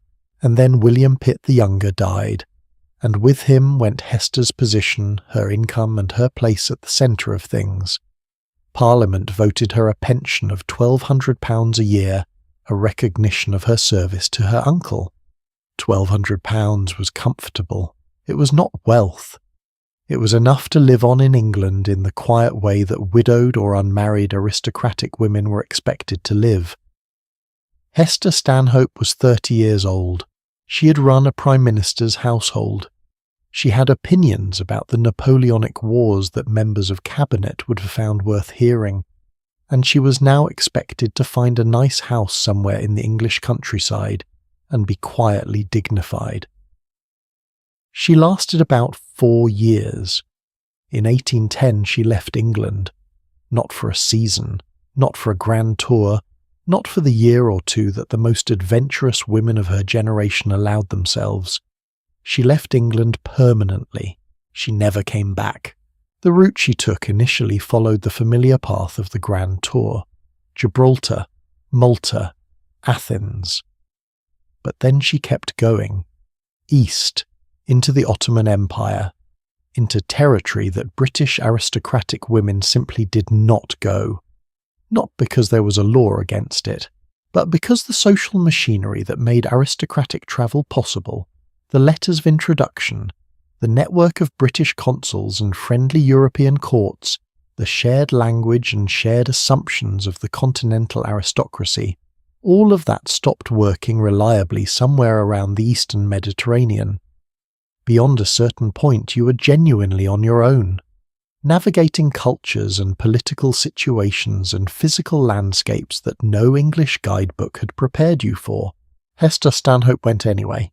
In 1812, 2 years into her journey, she did something that stopped people in their tracks even by the standards of the time. She rode into the city of Damascus, on horseback, dressed in the clothing of an Arab man, not as a disguise, not sneaking in under cover of darkness, in broad daylight, at the head of a procession, welcomed by the local authorities. Let me make sure you understand what that means in context. Damascus in 1812 was a major city in the Ottoman Empire, a city with its own deeply established customs around gender, around dress, around how foreign visitors were received and where they were permitted to go. A European woman arriving in Damascus was already an unusual event. A European woman arriving in Damascus dressed as an Arab man on horseback, welcomed by the local governor, that was something that had essentially never happened before. And it happened because of something about Hester Stanhope that I think is the most important thing to understand about her. She did not approach the places she travelled as a tourist approaching an exhibit. She approached them as a person approaching a conversation. She learned Arabic, not tourist phrases, not the polite minimum. Functional conversational Arabic that allowed her to speak directly with people without going through interpreters. She studied local customs with the seriousness of someone who intended to live within them, not simply observe them. She adapted. She was willing to change, not just to see, and the people she encountered recognized that, because the difference between a visitor who is looking at you and a visitor who is actually seeing you, that difference is something people feel immediately, in every culture, in every century. Now here is where I want to offer a slightly different perspective, because there is a version of Hester Stanhope's story that presents her as simply a free spirit, a wild, unconventional woman who threw off the chains of her society and lived exactly as she pleased, and there is truth in that. But I think it misses something important. Hester Stanhope was not indifferent to power. She was drawn to it. She understood it. She had grown up inside it. What she discovered travelling east was that power did not have to look the way English society said it had to look. In Lebanon, where she eventually settled on a hilltop above the village of June, she became a genuinely powerful figure. Not through the inherited title or the family connections that had defined her position in England, but through reputation, through the relationships she had built over years of travel, through the specific hard-won trust of local leaders and community members who'd observed her over time and concluded that she was worth listening to. She mediated local disputes. She provided sanctuary to people who needed it. She managed a household and an estate with the same organisational intelligence she'd applied to running a Prime Minister's residence. She was in the most literal sense building her own version of power from the ground up, in a place where no one knew her grandfather had been a Prime Minister, where her title meant nothing, where she had to earn everything. I find that quietly extraordinary. Not because it was easy. It was not easy. Her later years were financially difficult and her health declined significantly. The hilltop estate she had built with such energy gradually fell into disrepair as her resources dwindled. She died in 1839 alone in Lebanon, having not set foot in England for nearly 30 years. Her debts at the time of her death were significant. Her household servants, whom she had not been able to pay for some months, had mostly left. It was not a triumphant ending by conventional measures. But here is the thing I keep coming back to. She knew. She knew long before the end that the life she had chosen was going to cost her everything she had started with, and she chose it anyway. Not because she was reckless, but because the alternative going back settling into the quiet English life that her pension and her title would have made comfortable was a form of diminishment she could not accept. Some people need a particular size of life, and they would rather have that life imperfectly in difficult circumstances in a foreign language on a hilltop above a village in Lebanon than have a smaller life perfectly. Hester Stanhope was that kind of person. Now she is the most dramatic example, but she was not the only one, because running alongside the story of aristocratic women who travelled conventionally, who did the Channel and the Alps and Italy, and came home with souvenirs and published memoirs was a quieter, stranger story.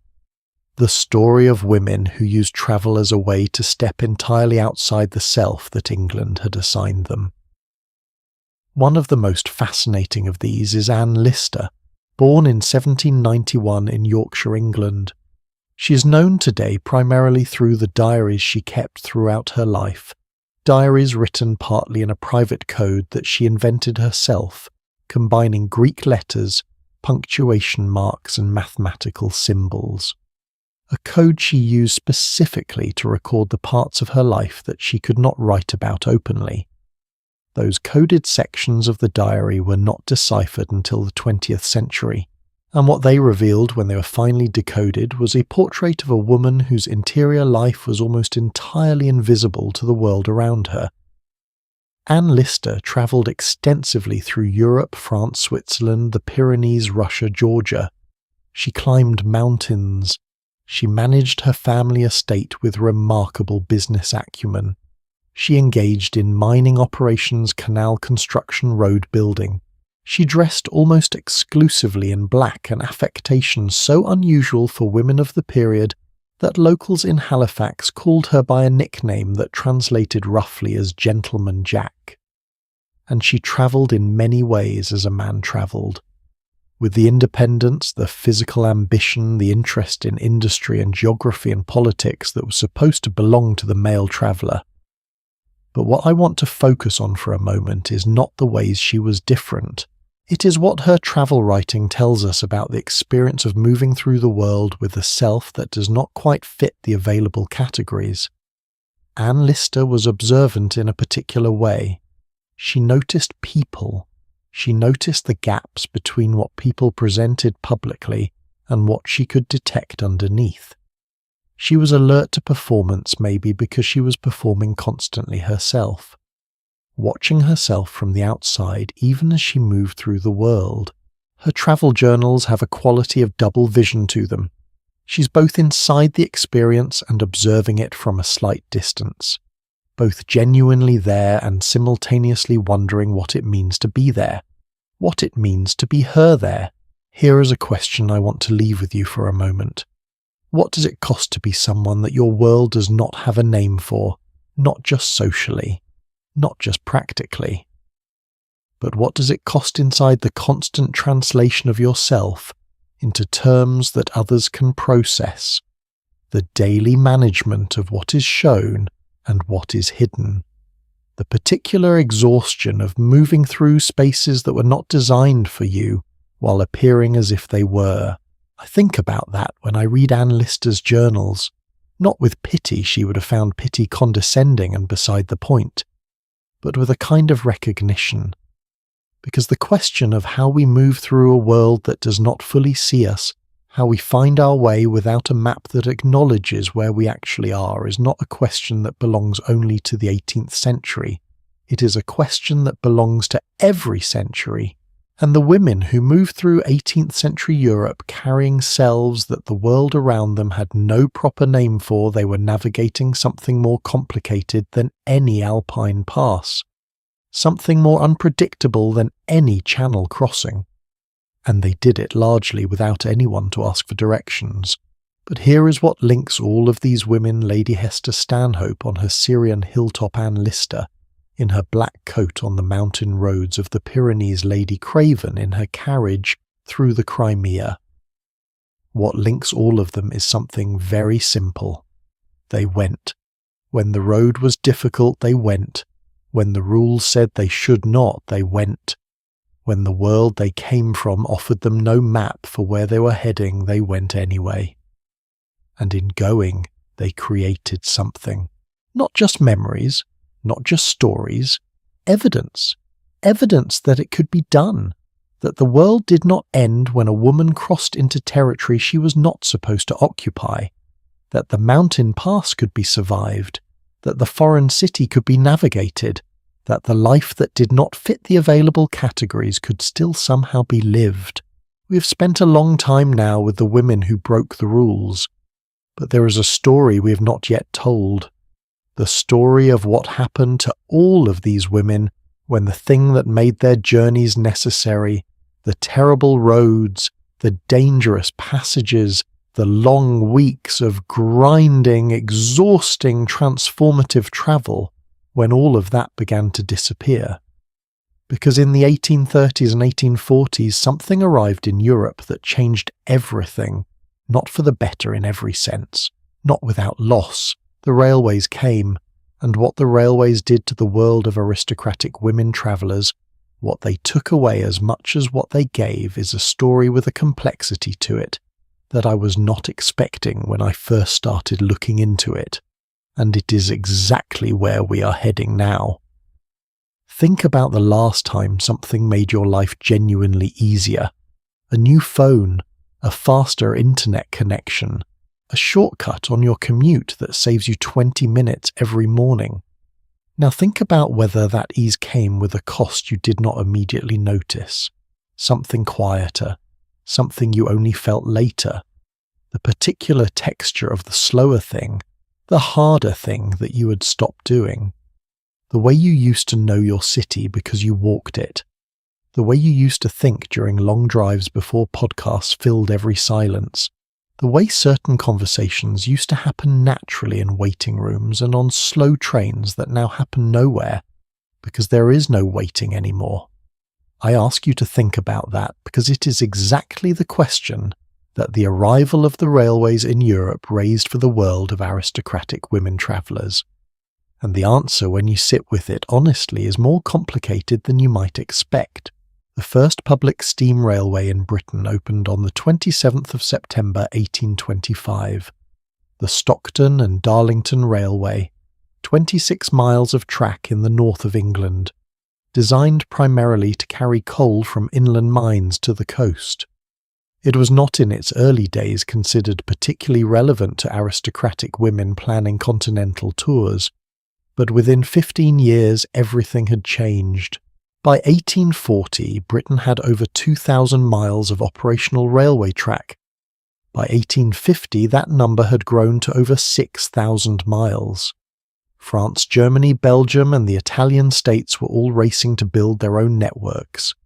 The map of Europe was being redrawn not politically but practically, in terms of what was reachable and how quickly and at what cost. The journey from London to Paris, which had taken the better part of a week by carriage and Channel packet boat, could now be accomplished by the mid-1840s in a single day. One day, not 6 weeks to Rome, not 3 days to cross the Channel, one day to Paris. The physical geography of Europe had not changed, but the human experience of that geography had been transformed so completely that it was almost unrecognizable. Now you might expect the aristocratic women who had spent decades mastering the art of carriage travel to have welcomed this transformation unreservedly. Faster, easier, less dependent on good weather and fresh horses and the mood of French customs officials. And many of them did welcome it, genuinely, with relief, but not all of them, and not without ambivalence, because something was lost when the railways came, something specific and real and difficult to name precisely, but something that the women who had travelled by carriage felt acutely in its absence. Let me try to describe what it was. When you travelled by carriage, you moved through the world at roughly the speed the world had always moved. 10 miles per hour on a good road, sometimes less, sometimes considerably less. At that speed, you could see things, really see them. The particular way a village was arranged around a central well, the quality of the soil in different regions, darker in the river valleys, sandier as you moved south, the architecture changing gradually as you crossed from one cultural tradition into another, the faces of people working in fields watching the carriage go by. The journey was not just a means of getting somewhere, it was an experience in itself, a slow, continuous accumulating immersion in the texture of Europe as a lived place. The railways removed that, not deliberately, not maliciously, but completely. When you were moving at 30 or 40 miles per hour, the speed of early steam locomotives, the landscape outside the window became something different. Not a place you were moving through, a blur you were moving past. The villages were gone before you could register them. The faces of the people working in the fields were invisible. The gradual shift from one cultural landscape to another happened too fast to feel. You got on the train in one place and arrived in another. The space between had been collapsed. The writer John Ruskin, who was as opinionated about railways as he was about everything else, which is saying quite a lot, described this phenomenon with a vividness that has stayed with me. He wrote in the 1850s that railway travel had turned the traveller into a parcel. A parcel. Not a person moving through a landscape with eyes and a mind, and the capacity to respond to what they saw. A package, picked up at one location, deposited at another, with nothing meaningful happening in between. That is a harsh description. Ruskin was prone to harshness, but I think he was pointing at something real. The railway did not just change how fast you travelled, it changed what travelling was. And for women who had found in the slow carriage journey something that the speed of domestic life denied them, time to think, time to observe, time to be genuinely alone with their own minds, the railway's efficiency was not an uncomplicated gift. But here is where it gets genuinely interesting. Because the railways did not simply take something away from aristocratic women travellers, they also gave something that the carriage world had never quite managed to provide. Access. Not just faster access to places the carriage had already reached, but access to travel itself for a much wider range of women. Let me explain what I mean. Carriage travel was extraordinarily expensive. We talked earlier about John and Harriet Carr spending the equivalent of $400,000 on their grand tour. That was considered a relatively modest sum. The railways changed the economics of travel fundamentally. A third-class railway ticket from London to Paris in the 1840s cost a fraction of what a carriage journey had cost. Not a small fraction, a substantial fraction. The kind of reduction that does not just make the same thing cheaper, that makes a previously impossible thing suddenly possible. Women who could never have afforded a private carriage and its attendant expenses, horses, coachman, postilion in rooms, tolls, tips, could now afford a railway ticket. Not first class necessarily. Third class perhaps, in an open carriage with wooden benches and no protection from the weather, but moving. Actually moving. Travelling. The railways democratized travel in a way that no previous development in transportation had managed. And for women in particular who had always faced greater financial constraints on their independence than men, that democratization mattered enormously. There is a woman I want to tell you about who embodies this shift perfectly. Her name was Isabella Bird. Born in 1831, 6 years after that first steam railway opened in Stockton, she was the daughter of a clergyman, not aristocratic, not wealthy, middle class in the Victorian sense, which meant comfortable but not rich, and certainly not in possession of the financial resources that the Grand Tour had always required.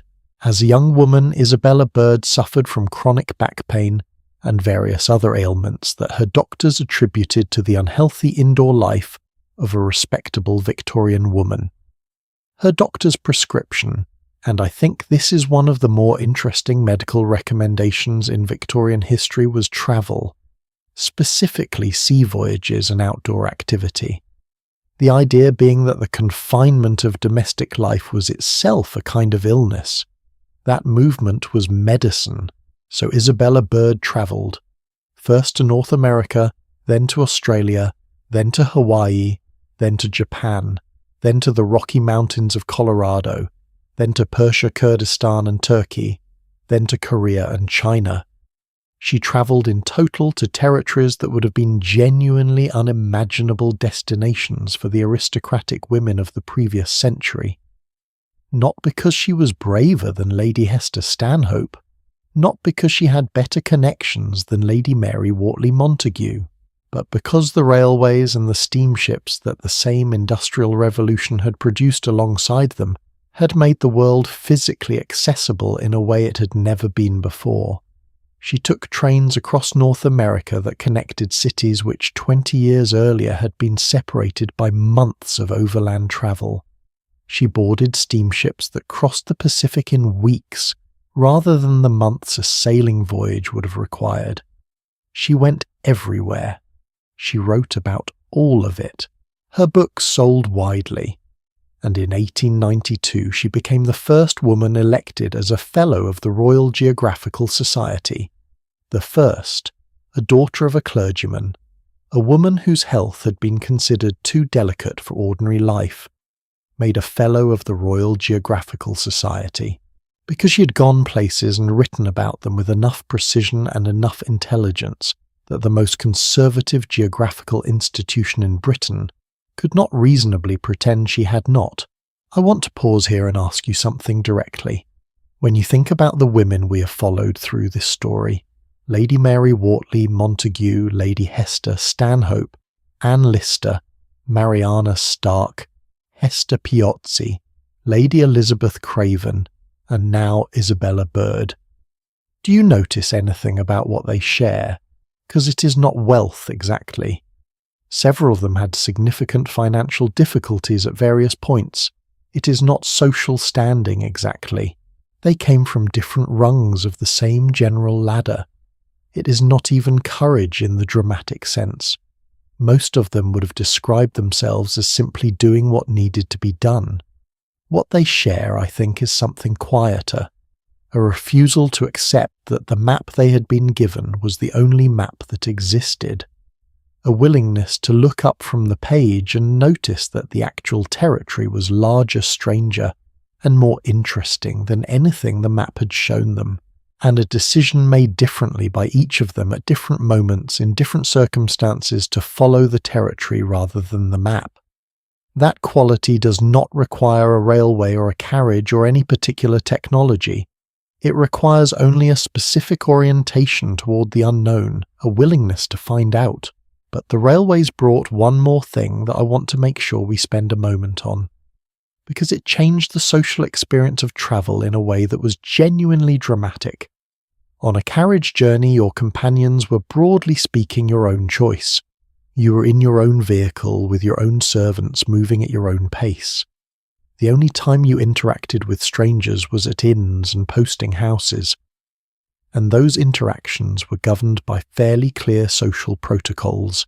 On a railway train that changed completely, you were placed in a compartment with whoever happened to have bought a ticket for the same carriage, and for 3 or 4 or 6 hours you were together, in a space roughly the size of a large wardrobe, moving at 40 miles per hour, with nowhere to go.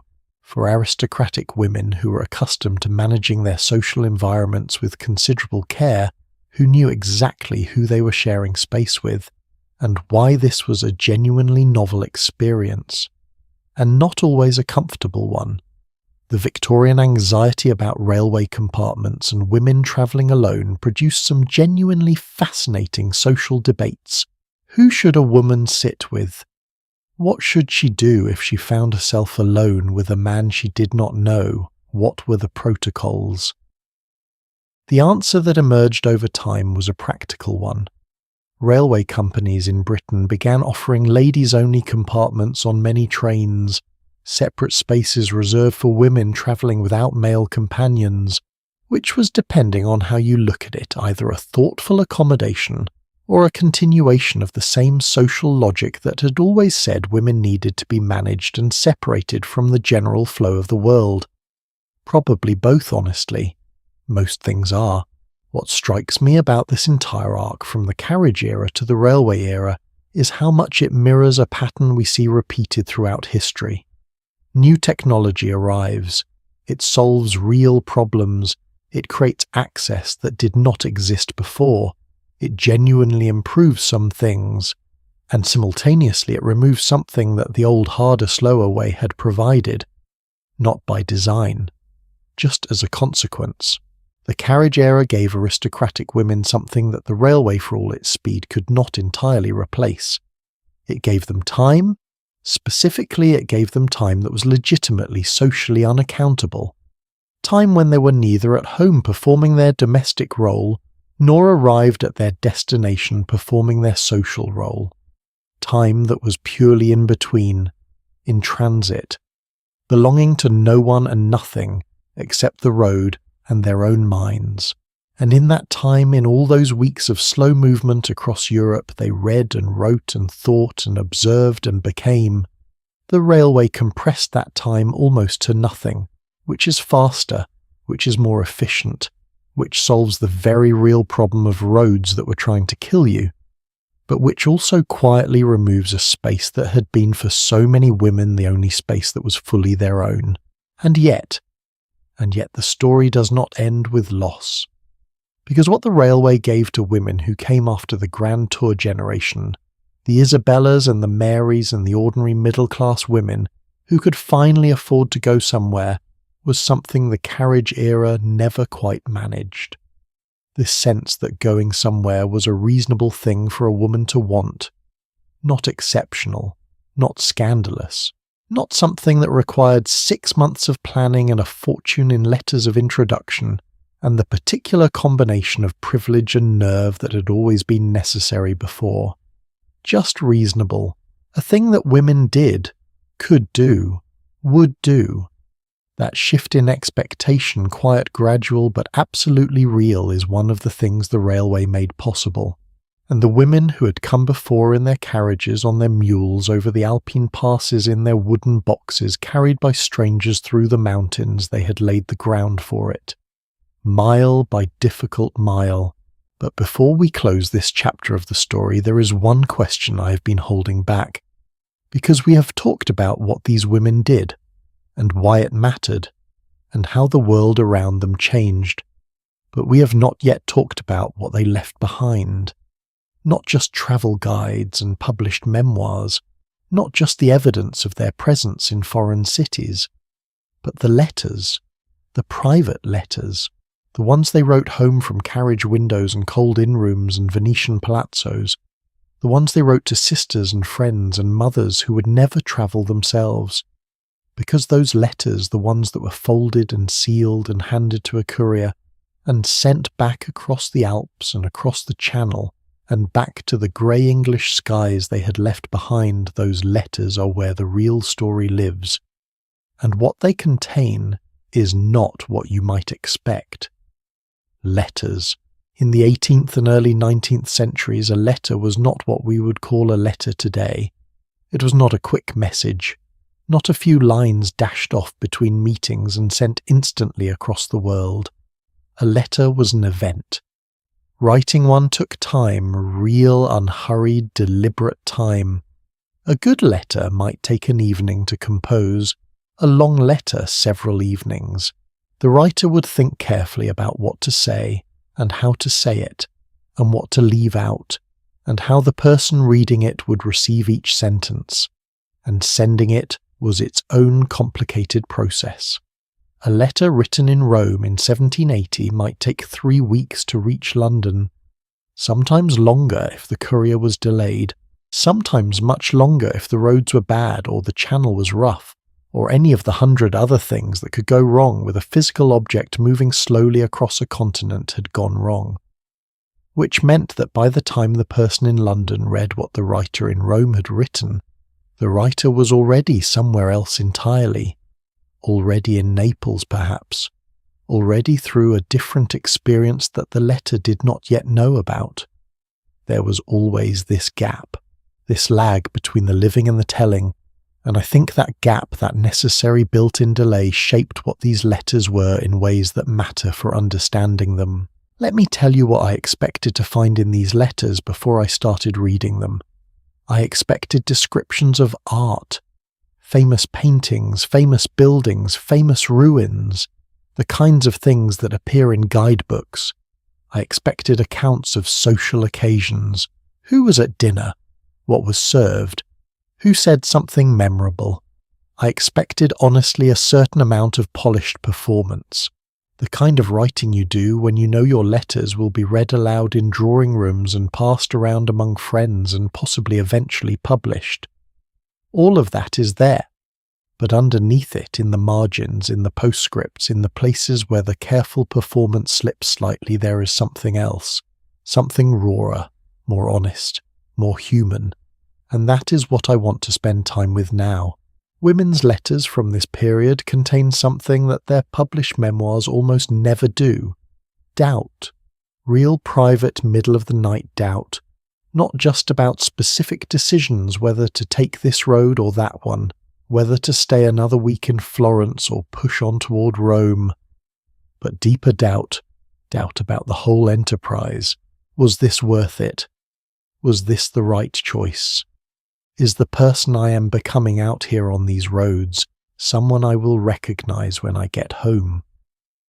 Lady Mary Wortley, Montague, whose published letters are brilliant, assured, witty, and almost never uncertain, wrote privately to her sister early in her journey through Europe something that surprised me when I first came across it. She wrote that she sometimes wondered in the early mornings before the household was awake whether she had made a terrible mistake. Not about the journey itself, about what the journey was costing her, specifically her children left behind in England, her eldest daughter in particular, who was still very young. She wrote that there were mornings when the distance felt not like freedom, but like absence, like something she had chosen to put between herself and the people she loved, and she wrote that she was not sure the choice had been right. She was not sure it had been wrong either. She was simply not sure. And that uncertainty, that willingness to sit with not being sure in a private letter to a sister who would not judge her for it, is one of the most honest things I have read from this entire period. Here is something I want you to think about. We tend to flatten historical figures. We make them into their most famous qualities. Lady Mary Wortley Montague becomes the brilliant, witty traveller. Lady Hester Stanhope becomes the fearless eccentric. Hester Piozzi becomes the sharp-tongued social observer. And all of those things are true. All of those qualities are real and documented and important. But the letters remind us that these women were also underneath all of that simply people. People who missed their children. People who woke up in unfamiliar rooms and for just a moment did not know where they were. People who sometimes found the relentless novelty of travel exhausting rather than exhilarating. People who got homesick. Even Lady Hester Stanhope, the woman who left England permanently, who built a life on a Syrian hilltop and never looked back. Even she wrote occasionally about the smell of English rain. Just the smell of it. That particular grey-green dampness that anyone who has spent time in Britain knows immediately. She did not want to go back. She was clear about that. But she missed the rain. I find that detail almost unbearably human. The way we can simultaneously know that a choice was right and still grieve the specific things the choice cost us. But the letters contain more than doubt and homesickness. They contain something I find equally surprising and considerably more politically interesting. They contain anger, quiet anger mostly, carefully worded, expressed in ways that gave the writer plausible deniability if the letter was read by the wrong person. But anger nonetheless. Anger at the rules that governed what they could and could not do. Anger at the assumptions that followed them even when they were thousands of miles from home. Anger at the very specific experience of being a woman in a world designed by and for men. Lady Mary Wortley Montagu wrote in private letters, not the published ones, about the particular frustration of being in a place like Florence or Venice, surrounded by art and intellectual life, and finding that certain doors were simply closed to her. Not all doors, not even most doors, but specific ones. Specific conversations she was excluded from. Specific spaces she was not permitted to enter. Specific moments where she could feel clearly and unmistakably that her presence was tolerated rather than welcomed. She did not rage about it. She was too precise a writer for rage, but she noted it. She named it. She let herself be angry about it in the private space of a letter to a trusted friend, and that naming that quiet, precise refusal to pretend the frustration was not real is a form of honesty that I think matters, because it tells us that these women were not simply grateful for what travel gave them. They were also clear-eyed about what it withheld. Now I want to turn to a different category of letters entirely, because not all of the letters from this period were written by the travellers themselves. Some of the most interesting documents from this era were written by the people left behind. The mothers, the sisters, the daughters, the female friends who could not travel or chose not to or were simply not in a position to go. And what those letters contain is a whole other story. A story of vicarious travel, of living a journey through someone else's account of it. There is a pattern that emerges reading this correspondence. The woman at home writes to the traveller. She asks specific questions, not general ones, specific. What does the market in Venice actually smell like? Is the Colosseum as large as the print suggests? Are the Italian women as beautiful as everyone says? And if so, how are they dressed? What did you eat in Naples, and was it as strange as you feared? These are not the questions of someone who is politely maintaining correspondence. These are the questions of someone who is trying to construct the journey in her own mind, who is travelling in the only way available to her, through the words of someone who is actually there. And the travellers who understood this wrote accordingly. They described with a specificity and a sensory richness that goes far beyond what their published memoirs typically contain, because the published memoirs were written for an audience, but these letters were written for a specific person who wanted to know what the light actually looked like, what the bread actually tasted like, what it actually felt like to stand in front of the Pantheon for the first time. There is a letter written sometime in the 1780s by a woman whose name I will call simply Margaret, because the full record of her identity has been partially lost. A letter from Rome to her younger sister in Yorkshire, England. Margaret had been travelling for 4 months. She was writing from a rented room near the Piazza di Spagna, the Spanish Steps, which was then as now one of the great gathering points of Rome.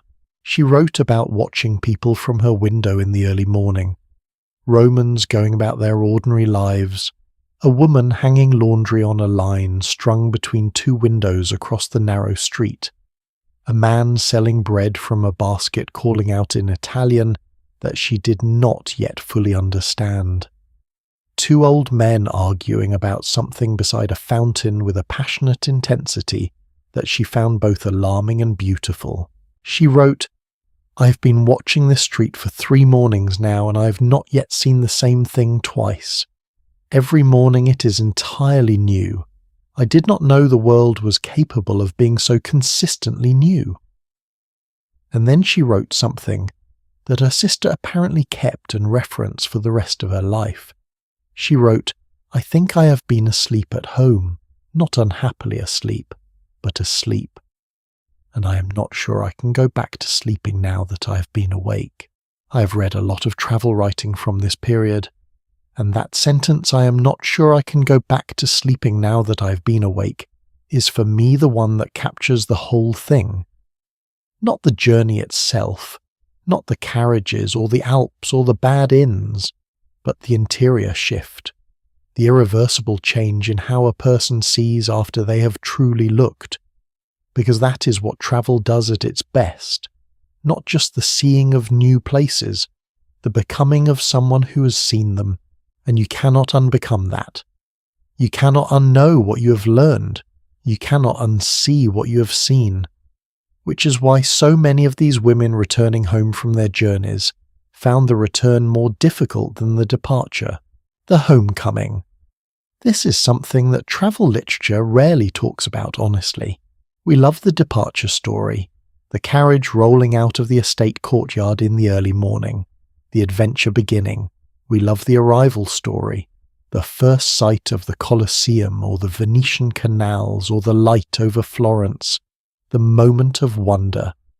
We are much less comfortable with the return, because the return is complicated in ways that are difficult to articulate without sounding ungrateful. You've been away for 6 months, or a year, or in some cases several years. You come back to your house, your servants, your routine, your social obligations, your dinners and your card parties and your morning calls and your embroidery, all of it exactly as you left it, and you are not. You have crossed the Alps. You have watched the sun rise over the Forum in Rome. You have eaten things that surprised you. You have talked through broken Italian and patient hand gestures with people whose entire world was a village you passed through in half a day and will never see again. You've been for months someone who was not defined by her house, or her husband, or her social position. You were simply a person moving through the world, alert, present, genuinely uncertain what was coming next. And now you are home, and everything is known in advance. The letters women wrote in the weeks and months after returning home have a quality to them that I find quietly heartbreaking. Not because they express sadness directly, most of them do not, but because of what they reach for.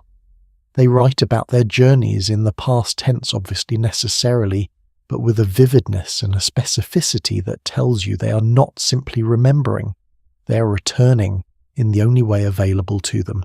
One woman writing to a friend several months after coming back from a 2-year tour through Italy described spending an hour one afternoon trying to recreate the smell of a particular market in Naples. She could not find anything in England that came close. She described this not with despair, just with the particular sadness of someone who has discovered that the world is larger than her current circumstances allow for. And that knowledge, the knowledge that the world is larger, is both the gift and the cost of travel. You can know it without being able to live fully inside it. You can carry it with you, and yet not quite be able to act on it.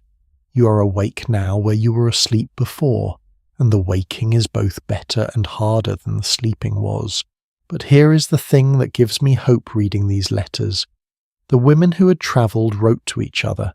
They wrote across years, across distance, across the increasingly long stretches of ordinary domestic life that separated their journeys. They sustained through letters a community of people who had been somewhere and were not quite the same for having been there. They sent each other information, practical updates about roads and inns and borders, news of places they had both been filtered through each other's perspectives, and they sent each other something less tangible but equally important, the reminder that the larger world existed, that the waking had been real, that the Alps were still there even when England was flat. That reminder, that quiet, sustaining, almost conspiratorial reminder, was its own form of travel, a way of staying in motion even when you were standing still. And that quality, the ability to stay in motion internally even when external circumstances demanded stillness, is perhaps the thing these women cultivated most carefully. Not just through letters, through what they did with what they had learned. Some of them wrote, published accounts and guides and memoirs that sent other women in directions they might not otherwise have gone. Some of them taught, daughters and nieces and the young women in their social circles who were paying close attention to what was possible. Some of them simply lived differently, made choices that were slightly larger than their world expected, asked questions that were slightly more pointed, occupied space with slightly more confidence. And all of that quiet, accumulated, sometimes invisible influence rippled outward, into the next generation and the next, into the world that eventually produced women like Isabella Bird who could board a steamship and cross the Pacific, because the idea of a woman going somewhere had been made incrementally more possible by every woman who had gone somewhere before her. But there is one woman whose story we have not told yet, a woman who did not write private letters about doubt and homesickness. Or rather, she did, but those are not the letters she is remembered for.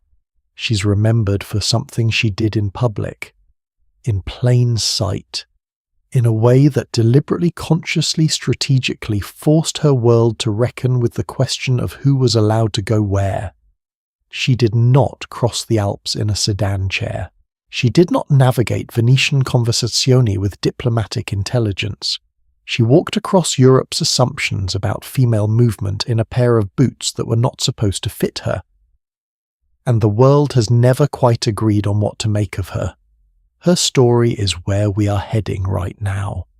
Her name was Ida Pfeiffer, and honestly, if you've never heard of her, I completely understand. History has a long tradition of filing extraordinary women under miscellaneous. But here is the thing. By the time Ida Pfeiffer died in 1858, she had circumnavigated the globe twice, alone, on a budget so small it would make a modern budget traveller wince. At an age when most Victorian women were considered too fragile to walk to the end of the garden without an escort. She was not aristocratic. She was not wealthy. She did not have letters of introduction from prime ministers or connections at the Foreign Office. She had a carpet bag, a determination that bordered on the unreasonable, and a complete refusal to accept that the world was not available to her. And in doing so, she blew open a door that had been very carefully, very deliberately kept shut. Let me back up. Because the story of Ida Pfeiffer does not begin with circumnavigation. It begins, like so many stories of this kind, with a life that was supposed to go differently. She was born in Vienna in 1797, the fifth of 7 children in a merchant family. Her father died when she was 9.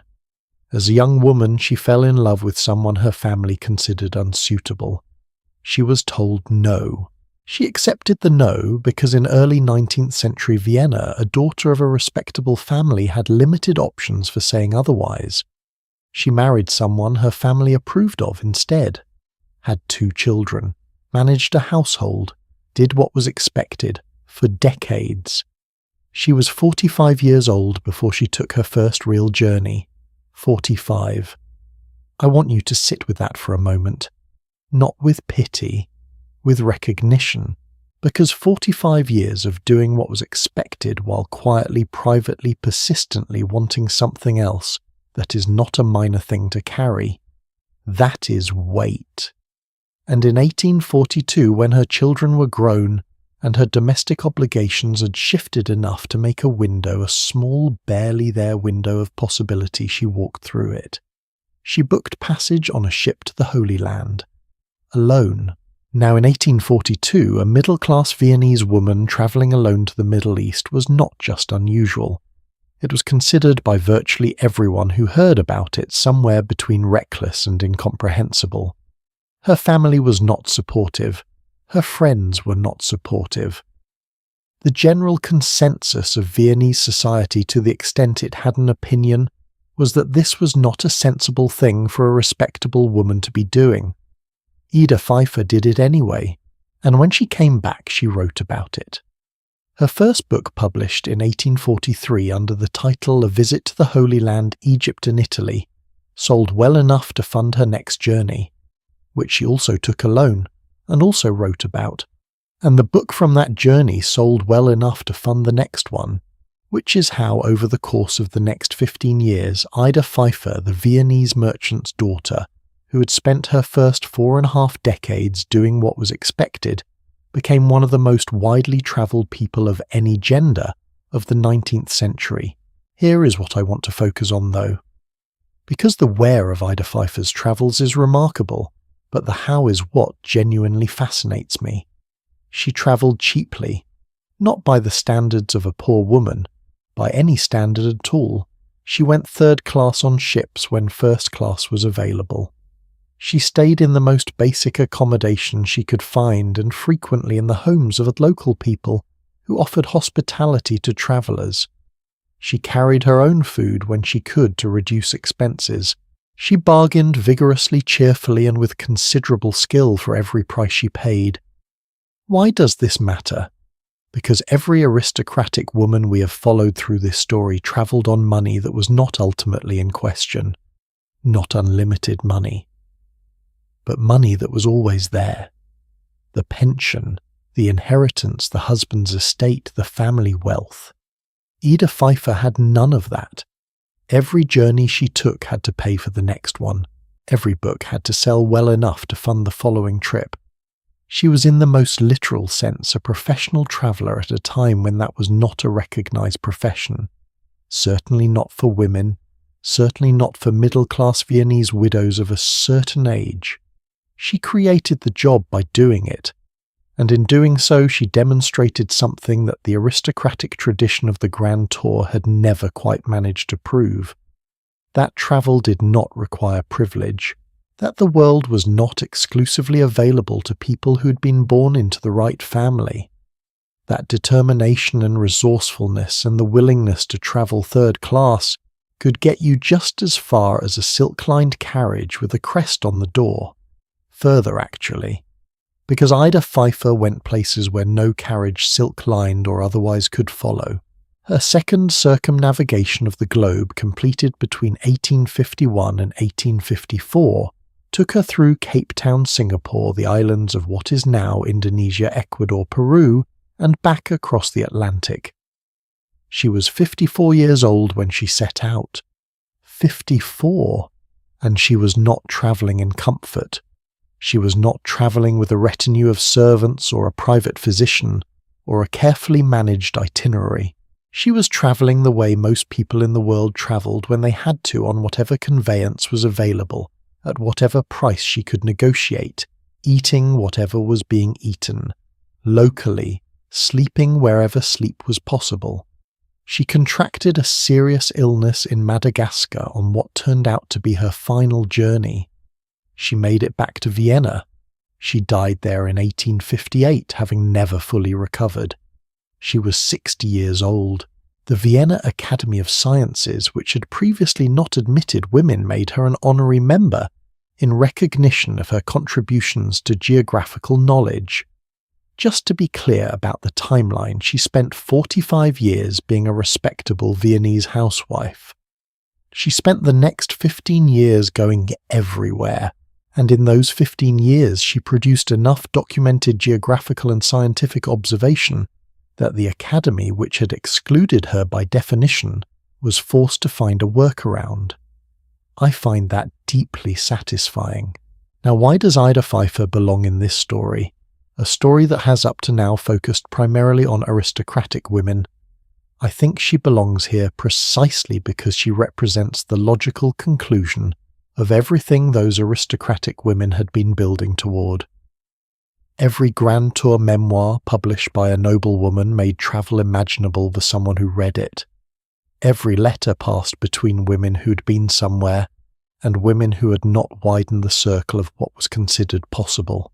Every travel guide written by Mariana Stark or Hester Piozzi or any of the women who came before and shared what they knew, all of it was infrastructure, not physical infrastructure, mental and social infrastructure, the slow, patient construction of a world in which a woman going somewhere was not by definition scandalous. Ida Pfeiffer walked into that infrastructure at age 45 and used every bit of it. She read the travel guides. She absorbed the accounts of women who had gone before. She understood from their example that the thing she wanted to do was not impossible, difficult, unconventional, probably inadvisable by every sensible measure, but not impossible. And not impossible is sometimes all you need. Here is a question worth sitting with. What would your life look like if you had waited until 45 to start the thing you actually wanted to do? I do not ask that to be provocative. I ask because I think Ida Pfeiffer's story is genuinely instructive on this point. She did not get her first 15 years back. Nobody does. But she did not spend her last 15 years mourning them either. She spent those 15 years going everywhere that was available to her, with exactly the time and resources she actually had. Not the time and resources she would have had if life had gone differently. There is something in that philosophy, something about starting from where you actually are rather than where you wish you were, that I find more useful than almost any other approach to the question of a life. You go from here, not from some imagined better starting point, from here, with what you have, at the age you are. But Ida Pfeiffer was not the only woman of this period who was forcing open doors that had been kept shut. There was another woman whose approach was entirely different, more strategic, more deliberate, more explicitly political. Where Ida Pfeiffer simply went and then dared the world to catch up, this woman went and simultaneously argued in public for her right to have gone. Her name was Fredrika Bremer, Swedish, born in 1801, a novelist of considerable reputation in Scandinavia, and through translation in Britain and the United States. She travelled to the United States in 1849, to the American South, to Cuba, to Palestine, Greece and Switzerland. And what makes her account extraordinary beyond the destinations themselves is what she was paying attention to. She was not primarily interested in architecture or art or classical ruins. She was interested in women, specifically how women lived in each place she visited, what freedoms they had, what constraints they operated under, how they related to each other and to the men in their lives and to the societies that had shaped them. She travelled as a comparative sociologist before that was a recognised discipline. She looked at the world and asked, what does this place tell us about what is possible for women? And what she found documented in meticulous, honest, sometimes deeply uncomfortable detail was that the answer varied enormously from place to place. That women in some societies had freedoms that women in others would not have recognized.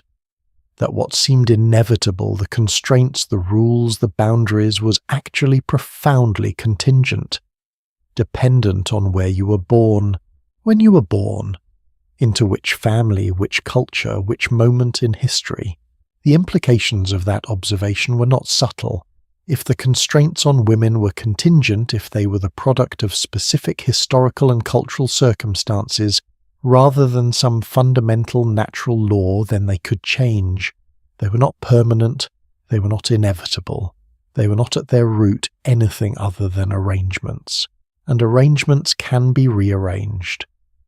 Fredrika Bremer wrote this not as a radical manifesto. She was too careful and too strategic a writer for manifestos. She wrote it as a series of careful documented observations. Here is what I saw in this place. Here is how it compared to what I saw in that place.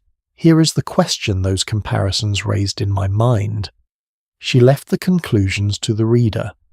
But the conclusions were not hard to reach. What Fredrika Bremer understood, and what I think is one of the most important insights in all of this period's travel writing, is that travel is not just personal. It is political, not in the sense of voting or legislation, but in the deeper sense. When a woman crosses a border, she carries with her the knowledge of what exists on the other side. She carries the evidence that things are done differently elsewhere, that what her own society tells her is natural is in fact a choice. And that knowledge, once you have it, changes things. Not immediately, not dramatically, but quietly, persistently in the way that evidence always eventually changes things.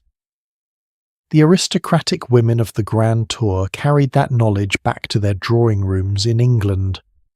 Mariana Stark encoded it in her travel guides. Ida Pfeiffer demonstrated it through sheer practice. Fredrika Bremer made it explicit, each generation building on the previous one, each journey making the next journey slightly more thinkable. And now I want to bring you to something that pulls all of this together. Because there is a moment in this history, a specific documentable moment, that I think represents the clearest possible illustration of everything we have been talking about. It did not happen on a mountain pass. It did not happen in a Venetian salon. It did not happen in the letters between women who missed each other across the distance of a continent. It happened in London, in a meeting room, on a specific day in 1892. The Royal Geographical Society, Britain's most prestigious institution for the recognition and promotion of geographical exploration, voted on whether to admit women as fellows. The vote passed, by a narrow margin, after significant debate, and it was subsequently reversed in 1893 by a counter-vote of the all-male fellowship, who were not happy about what had been decided. The women who had been admitted were then effectively unadmitted. Full female fellowship of the Royal Geographical Society was not restored until 1913. But here is the thing. The fact that the vote happened at all, the fact that it was even a question, even a possibility, even something that required a vote one way or the other, that was the result of everything we have been talking about. Of Lady Mary Wortley Montagu writing letters from Constantinople, of Mariana Starker publishing practical guides for women who wanted to follow, of Lady Hester Stanhope riding into Damascus, of Ida Pfeiffer circling the globe twice on a carpet bag and a determination, of Fredrika Bremer sitting in the American South asking careful questions about how things could be different, of 955 women making the Grand Tour of Italy, and most of them never being counted. All of it accumulated, all of it mattered, all of it pushed the world inch by stubborn inch toward a moment where a room full of men had to vote on whether women's geographical knowledge was real. They tried to say no, they kept trying. But the knowledge was already real. The journeys had already been made, the world had already been seen, and you cannot unsee what has been seen. Which brings us finally to the last stretch of our journey, because there is one more piece of this story that we have not yet touched. The piece that connects everything we have explored tonight, the carriages and the Alps and the channel crossings and the inns and the letters and the women who went anyway to us. Right now, tonight. What do we actually carry forward from all of this? What does it mean in a practical sense to have inherited this history? The answer surprised me, and I think it might surprise you too. That is where we are heading now, into the last part of the story, the part that is in some ways the most personal. Something has been sitting quietly at the back of my mind throughout this entire journey, and I want to share it with you now because I think it matters. We have spent hours in the company of women who crossed the Alps in wooden boxes and navigated the English Channel in open boats, and slept in inns with questionable sheets, and wrote letters from carriage windows to sisters who would never see the things they were describing. We have followed them from London drawing rooms to Venetian salons to Syrian hilltops to the lecture halls of the Royal Geographical Society. We have watched them push quietly and persistently and sometimes dramatically against every boundary that their world had placed around them. And somewhere along the way, somewhere between Lady Mary Wortley Montagu writing from Constantinople and Ida Pfeiffer circling the globe at 54, I started wondering about the women we do not know, the ones whose names were never recorded, whose letters were never kept, whose journeys were never published. Because for every aristocratic woman whose grand tour made it into a book, there were dozens, hundreds who travelled and left almost no trace. And for every woman who travelled, there were thousands who did not, who wanted to, perhaps, who pressed their faces against the metaphorical window and watched the carriages go by, and never got in one. I want to spend a few minutes with those women, the invisible ones, because I think they are part of this story too. In the late 18th and early 19th centuries, a woman's ability to travel was determined by an almost perfectly interlocking set of factors. Wealth was the most obvious, but it was not the only one. A woman also needed a legitimate reason. Travel for pleasure alone, without a husband, without a sick relative requiring accompaniment, without some other socially acceptable justification, was difficult to defend publicly. She needed social permission, which meant in practice that someone in her immediate circle, a husband, a father, a brother, sometimes a trusted female companion of sufficient standing, had to either accompany her or actively endorse her going, and she needed what I can only describe as a certain internal permission, the ability to believe against a considerable weight of social messaging that she was the kind of person to whom the world was available. That last requirement is the one I find most interesting, and the most difficult to trace, because internal permission is not something that shows up in account books or travel records.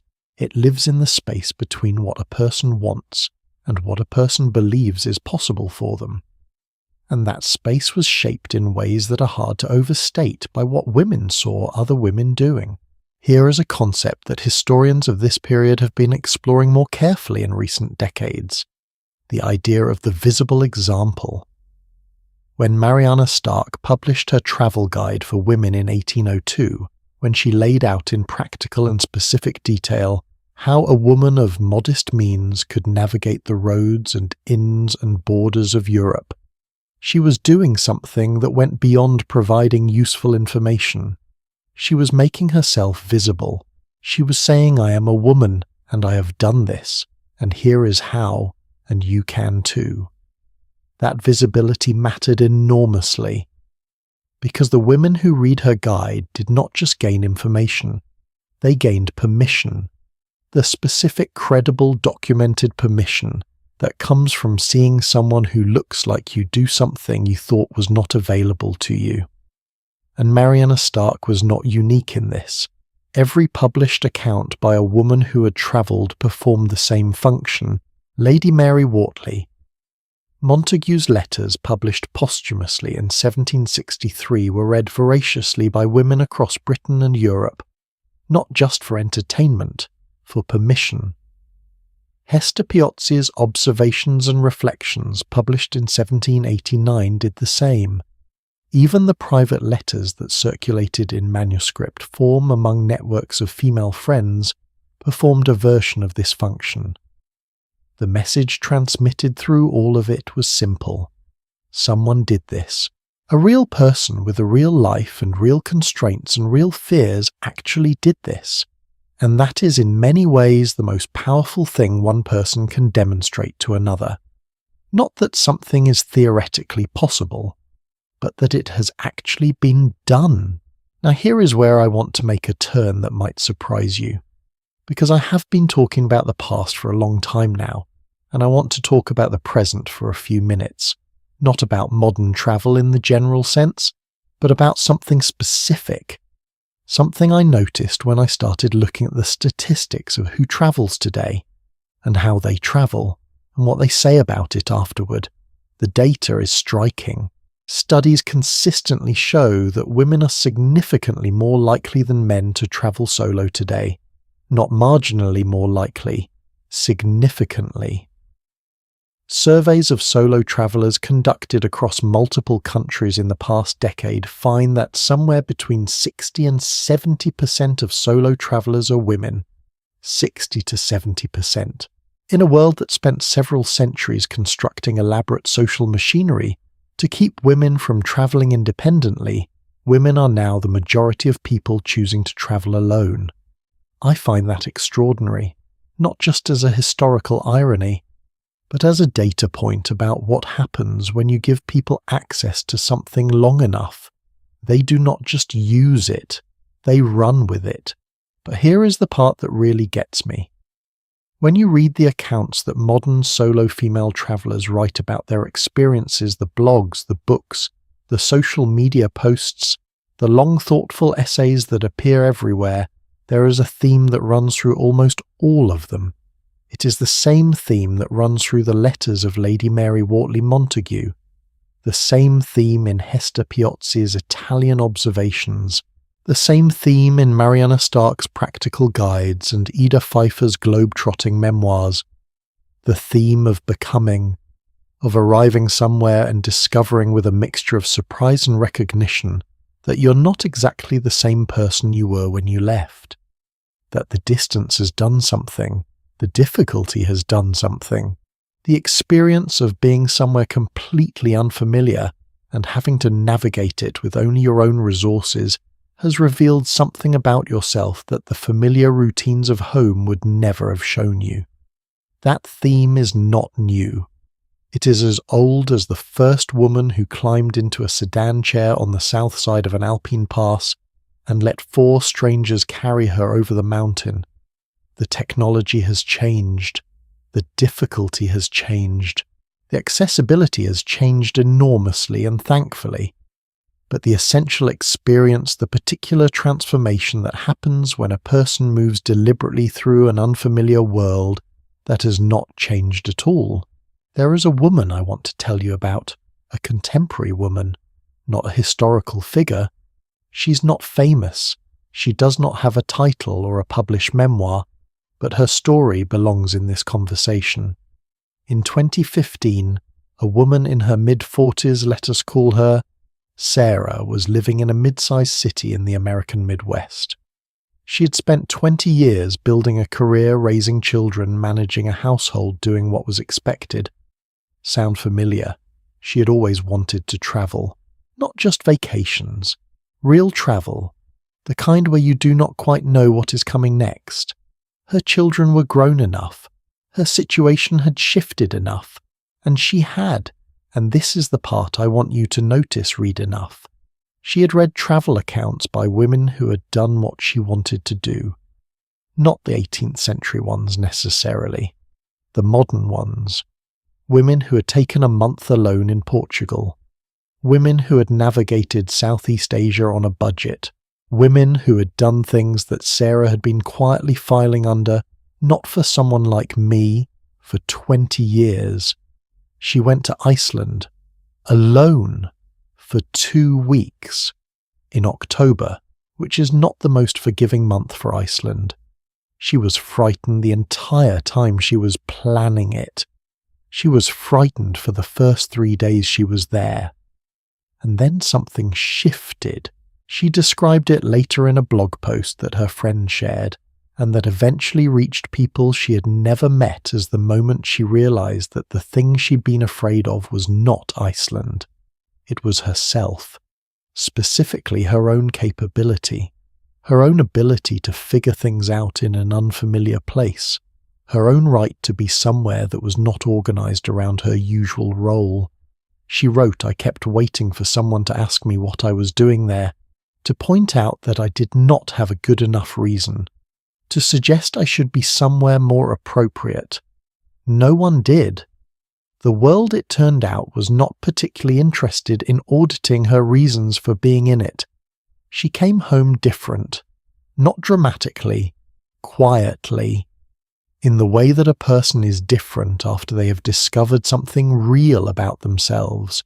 I think about the distance between Sarah in Iceland in 2015 and Lady Mary Wortley Montagu in Constantinople in 1716. 300 years, two very different women, two very different worlds, and yet the same fundamental experience, the same fear before departure, the same shift somewhere in the middle, the same quiet, irreversible alteration of self, the same discovery that the world does not ask for your credentials before it lets you in. What changed between 1716 and 2015 is not the experience of travel. What changed is the scaffolding around it, the social permission, the financial accessibility, the physical safety, the existence of other women's stories to read before you go. All of that scaffolding was built piece by piece by the women we have been following through this story, not intentionally in most cases, not as a coordinated project, but cumulatively, inevitably, each woman who went and wrote about it adding one more beam to the structure, one more reason for the next woman to believe that going was possible. And this is where I want to offer you something that I do not usually offer in these stories, a direct thought. Not about history, about right now. I think most of us have something we have been filing under, not for someone like me, not travel necessarily, but something. A thing we want that we have decided for reasons that feel solid and reasonable and thoroughly adult is simply not available to us. Not yet. Not in these circumstances. Not until things are different. And I want to suggest gently, with full acknowledgement, that your circumstances are real, and your constraints are real, that the history we have been exploring tonight is, among other things, a very long argument against that filing system. Lady Mary was married to an ambassador she had not chosen in a world that did not recognise her intellectual gifts as legitimate travelling to a place no Englishwoman had documented before. Ida Pfeiffer was 45 years old with no money, no title, no connections, and a family that thought she was being irresponsible. The woman on the mountain pass in 1780, being carried in a wooden box by strangers over a drop of several thousand feet, she had approximately 0 reasons to believe this was going to work out. They all filed under not for someone like me for years, some of them for decades. And then at some point, different points, different reasons, different circumstances, they stopped filing and started moving. Here is the question I keep coming back to. What is the thing you would do if you genuinely believed the world was available to you? Not theoretically. Not, if I were a different person with different resources. Actually available to you. As you actually are. Starting from where you actually are. I do not ask because I have an answer for you. I ask because I think sitting with that question honestly, not rushing past it, not immediately listing all the reasons it is complicated, is worth some of your time. It was worth time for all of them. The women who went. The women who planned for years before they went. The women who waited until their children were grown and then finally went. None of them had perfect circumstances. None of them had a guarantee. They had the question, and eventually they had the answer. There is one more piece of this story, and I have been saving it for last because it is the piece that ties everything together in a way I did not expect when I started researching this history. It is about what is left, not what these women left behind in a material sense. Not the published books or the travel guides or the letters in archives, but what they left in the culture, in the way we think about movement and freedom and what a woman is allowed to want, because the inheritance is real, it is specific, and it is considerably more interesting than most people realize. That is where we are going, right now, into the very last part of this long, winding, extraordinary journey.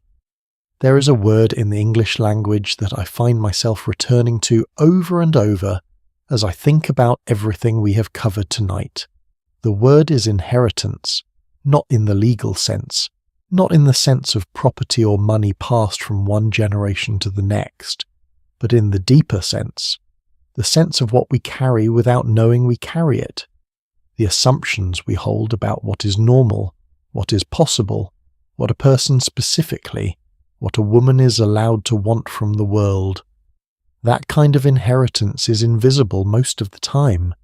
We swim in it the way fish swim in water, not noticing it, not questioning it, simply moving through it as if it were the natural condition of being alive. But it was made by people, by choices, by women who climbed into carriages and boats and sedan chairs and said in effect, the world is mine to move through. Watch me. Let me show you something specific. In 1716, when Lady Mary Wortley Montagu set out from England toward Constantinople, there was no word in the English language for a woman who travelled independently. Not a neutral word, anyway. The available vocabulary was revealing. A woman who travelled without a husband was variously described as eccentric adventurous, in a tone that did not mean it as a compliment unconventional, or in the more direct formulations simply as someone who had forgotten her place. The language itself was a form of discouragement, a way of saying we do not have a positive word for what you're doing, which means it is probably not something that should be done. By the mid-19th century, after 150 years of women writing about their journeys, publishing their observations, exchanging their practical knowledge, the language had begun to shift. Female traveller, lady explorer, woman of the world, still somewhat marked, still somewhat set apart from the norm. But moving toward neutral, moving toward simply descriptive rather than implicitly critical.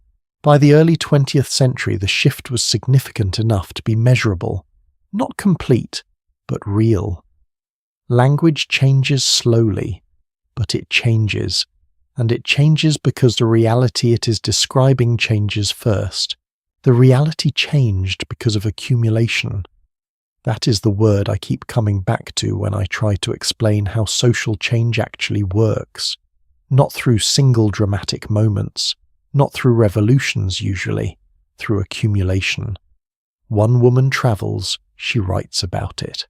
Another woman reads what she wrote and believes slightly more than she did before that travelling is something she might be allowed to do. She goes, she writes about it. The circle widens, slowly, imperfectly, with setbacks and reversals and the occasional Royal Geographical Society countervote, but consistently in one direction, opening. I want to give you one last set of numbers, because I think numbers sometimes say things that words struggle to reach.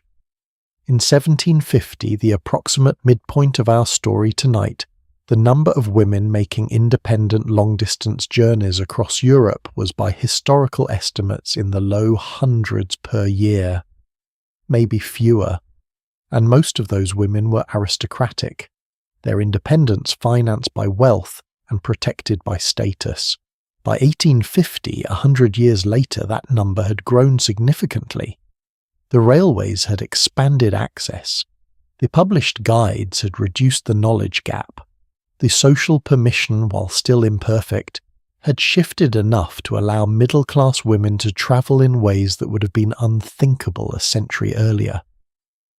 By 1950, 200 years after our midpoint, international female travel was ordinary enough to require no special justification, still not perfectly equal, still shaped by class and race and wealth in ways that are important to acknowledge, but normal in a way it had not been before. And today, the United Nations World Tourism Organization reports that women make up over half of all international travelers globally, more than half.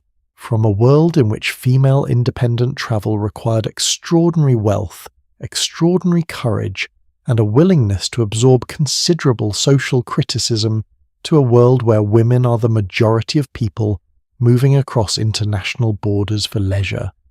That is not a small thing.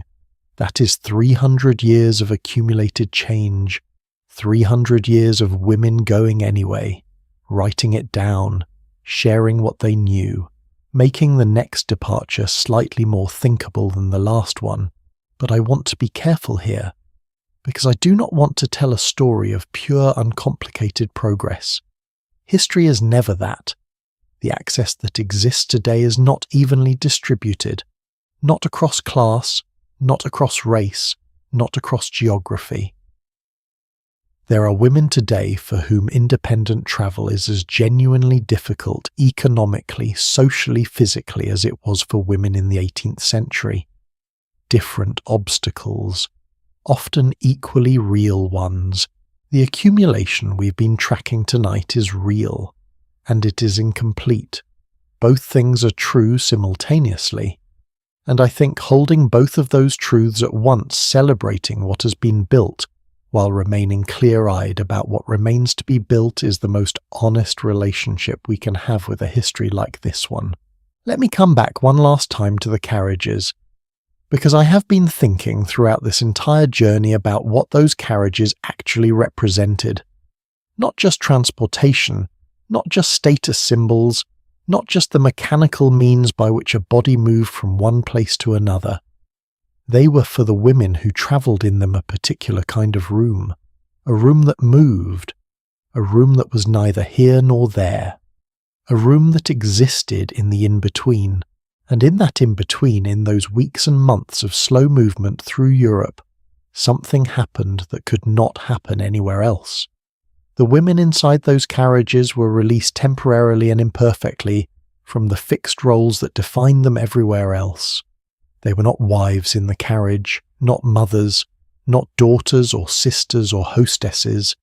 They were travellers, observers, writers, many of them, thinkers, people in motion, which is perhaps the oldest and most fundamental form of freedom, the freedom to be somewhere other than where you started, to have moved, to be changed by the movement. There is a painting I've thought about many times while working on this story. It was made in the 1790s by an English artist, and it shows a carriage on a country road somewhere in Europe. The carriage is moving. You can tell by the position of the horses, the slight blur of the wheels, and in the window just visible, just suggested, is the face of a woman. She's looking out, not at anything specific, just out, at the road, at the landscape, at whatever is passing by in the world outside. Her expression is, and this is the thing that makes the painting, I think, completely unreadable. You cannot tell if she is happy or sad, excited or exhausted, looking forward to where she's going or back toward where she has been. She is simply looking, alert, present, in motion. And that image, that single, quiet, completely unresolved image of a woman looking out of a moving carriage at a world she's passing through, is for me the image that holds everything we have talked about tonight. The journeys, the letters, the mud and the mountains and the bad inns, the doubt and the determination and the slow, patient accumulation of permission. All of it is in that window, in that face, looking out. We started tonight with a question. I asked you to imagine waking up in 1780. No phone, no car, no airport, and someone telling you that you need to get from London to Rome. I asked you to imagine doing that as a woman. I hope after everything we have covered that question feels different now, not easier. The road was genuinely difficult. The Channel was genuinely terrifying. The Alps were genuinely something else, but different, because now you know who was on that road. Lady Mary Wortley Montagu writing letters from Constantinople that would influence English thought for generations. Mariana Stark spending 6 years in Italy and coming home to write the guide that sent other women in her direction. Lady Hester Stanhope riding into Damascus in Arab dress, while the world tried to figure out what category to put her in. Ida Pfeiffer boarding a ship at 45 with a carpet bag and a determination, and eventually circling the entire planet twice. Fredrika Bremer watching the world carefully and asking the question that changed how other women saw their own constraints. And the 955 women whose names researchers at Stanford are still patiently recovering from the records, and the ones whose names were never recorded at all, who travelled anyway, who wrote in journals that were never published, who told their daughters what they had seen, who sat at inn dinner tables and passed on the knowledge of the road. All of them were on that road, and in some sense, in the very real sense that their choices shape the world you and I have inherited, they still are. I want to close tonight with something simple, not a grand conclusion, not a sweeping statement about history and progress and the arc of the moral universe. Just this. Somewhere right now a woman is on a road, maybe literally, a train, a plane, a bus through countryside she's never seen before, maybe figuratively, in the middle of a decision, a change, a departure of some kind, and she is doing what women have always done when the road ahead is uncertain. She is going anyway, not because she's certain it will be fine, not because the obstacles are not real, but because the alternative, staying still, staying known, staying inside the life that has already been arranged, is a kind of smallness she has decided not to accept. The carriage is still moving, the face is still in the window, the world is still passing by outside, and she is still looking. I want to take a moment before we close to say something directly to you. If you are the kind of person who stays up late listening to history, who finds something in these long, slow stories that the rest of the day does not quite provide, I want you to know that I notice that, and I am grateful for it, more than grateful, because making something like this, spending the kind of time and care and research that a story like this requires, only makes sense when the person on the other end is genuinely listening, and you have been, for hours. So thank you, sincerely and specifically. Thank you for your time and your attention and the particular patience it takes to let a story unfold slowly. In a world that wants everything fast choosing, slow is its own quiet act of courage. And if any part of tonight's story stays with you, if Lady Mary's letters or Ida's carpet bag or that anonymous face in the carriage window or that woman in Iceland who stopped waiting for permission, if any of it lingers, let it. Let it sit with you. Let it ask you whatever question it wants to ask. Because the best thing history can do is not teach us about the past. It is ask us about right now. If tonight's story moved something in you, if it made you think or feel something you were not expecting to feel, I would genuinely love to know. Drop a comment below. Tell me which part stayed with you. Tell me which woman surprised you most. Tell me where you were listening from tonight. Your bed, your couch, a late walk somewhere in the dark. And if this is the kind of storytelling you want more of, history told slowly, carefully, with all the human texture left intact, then the subscribe button is there. It is small. It takes 1 second.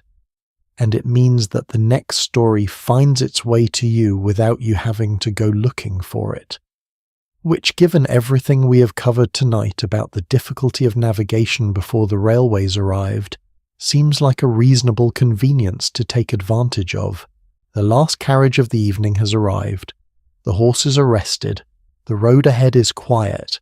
And somewhere in a window just barely visible in the fading light there is a face looking out. Still curious, still alert, still in motion. Sleep well, and when you wake up, go somewhere, even if it is only in your mind, even if it is only 1 step further than where you stood yesterday. The road is still there. It has always been there, and it belongs to you.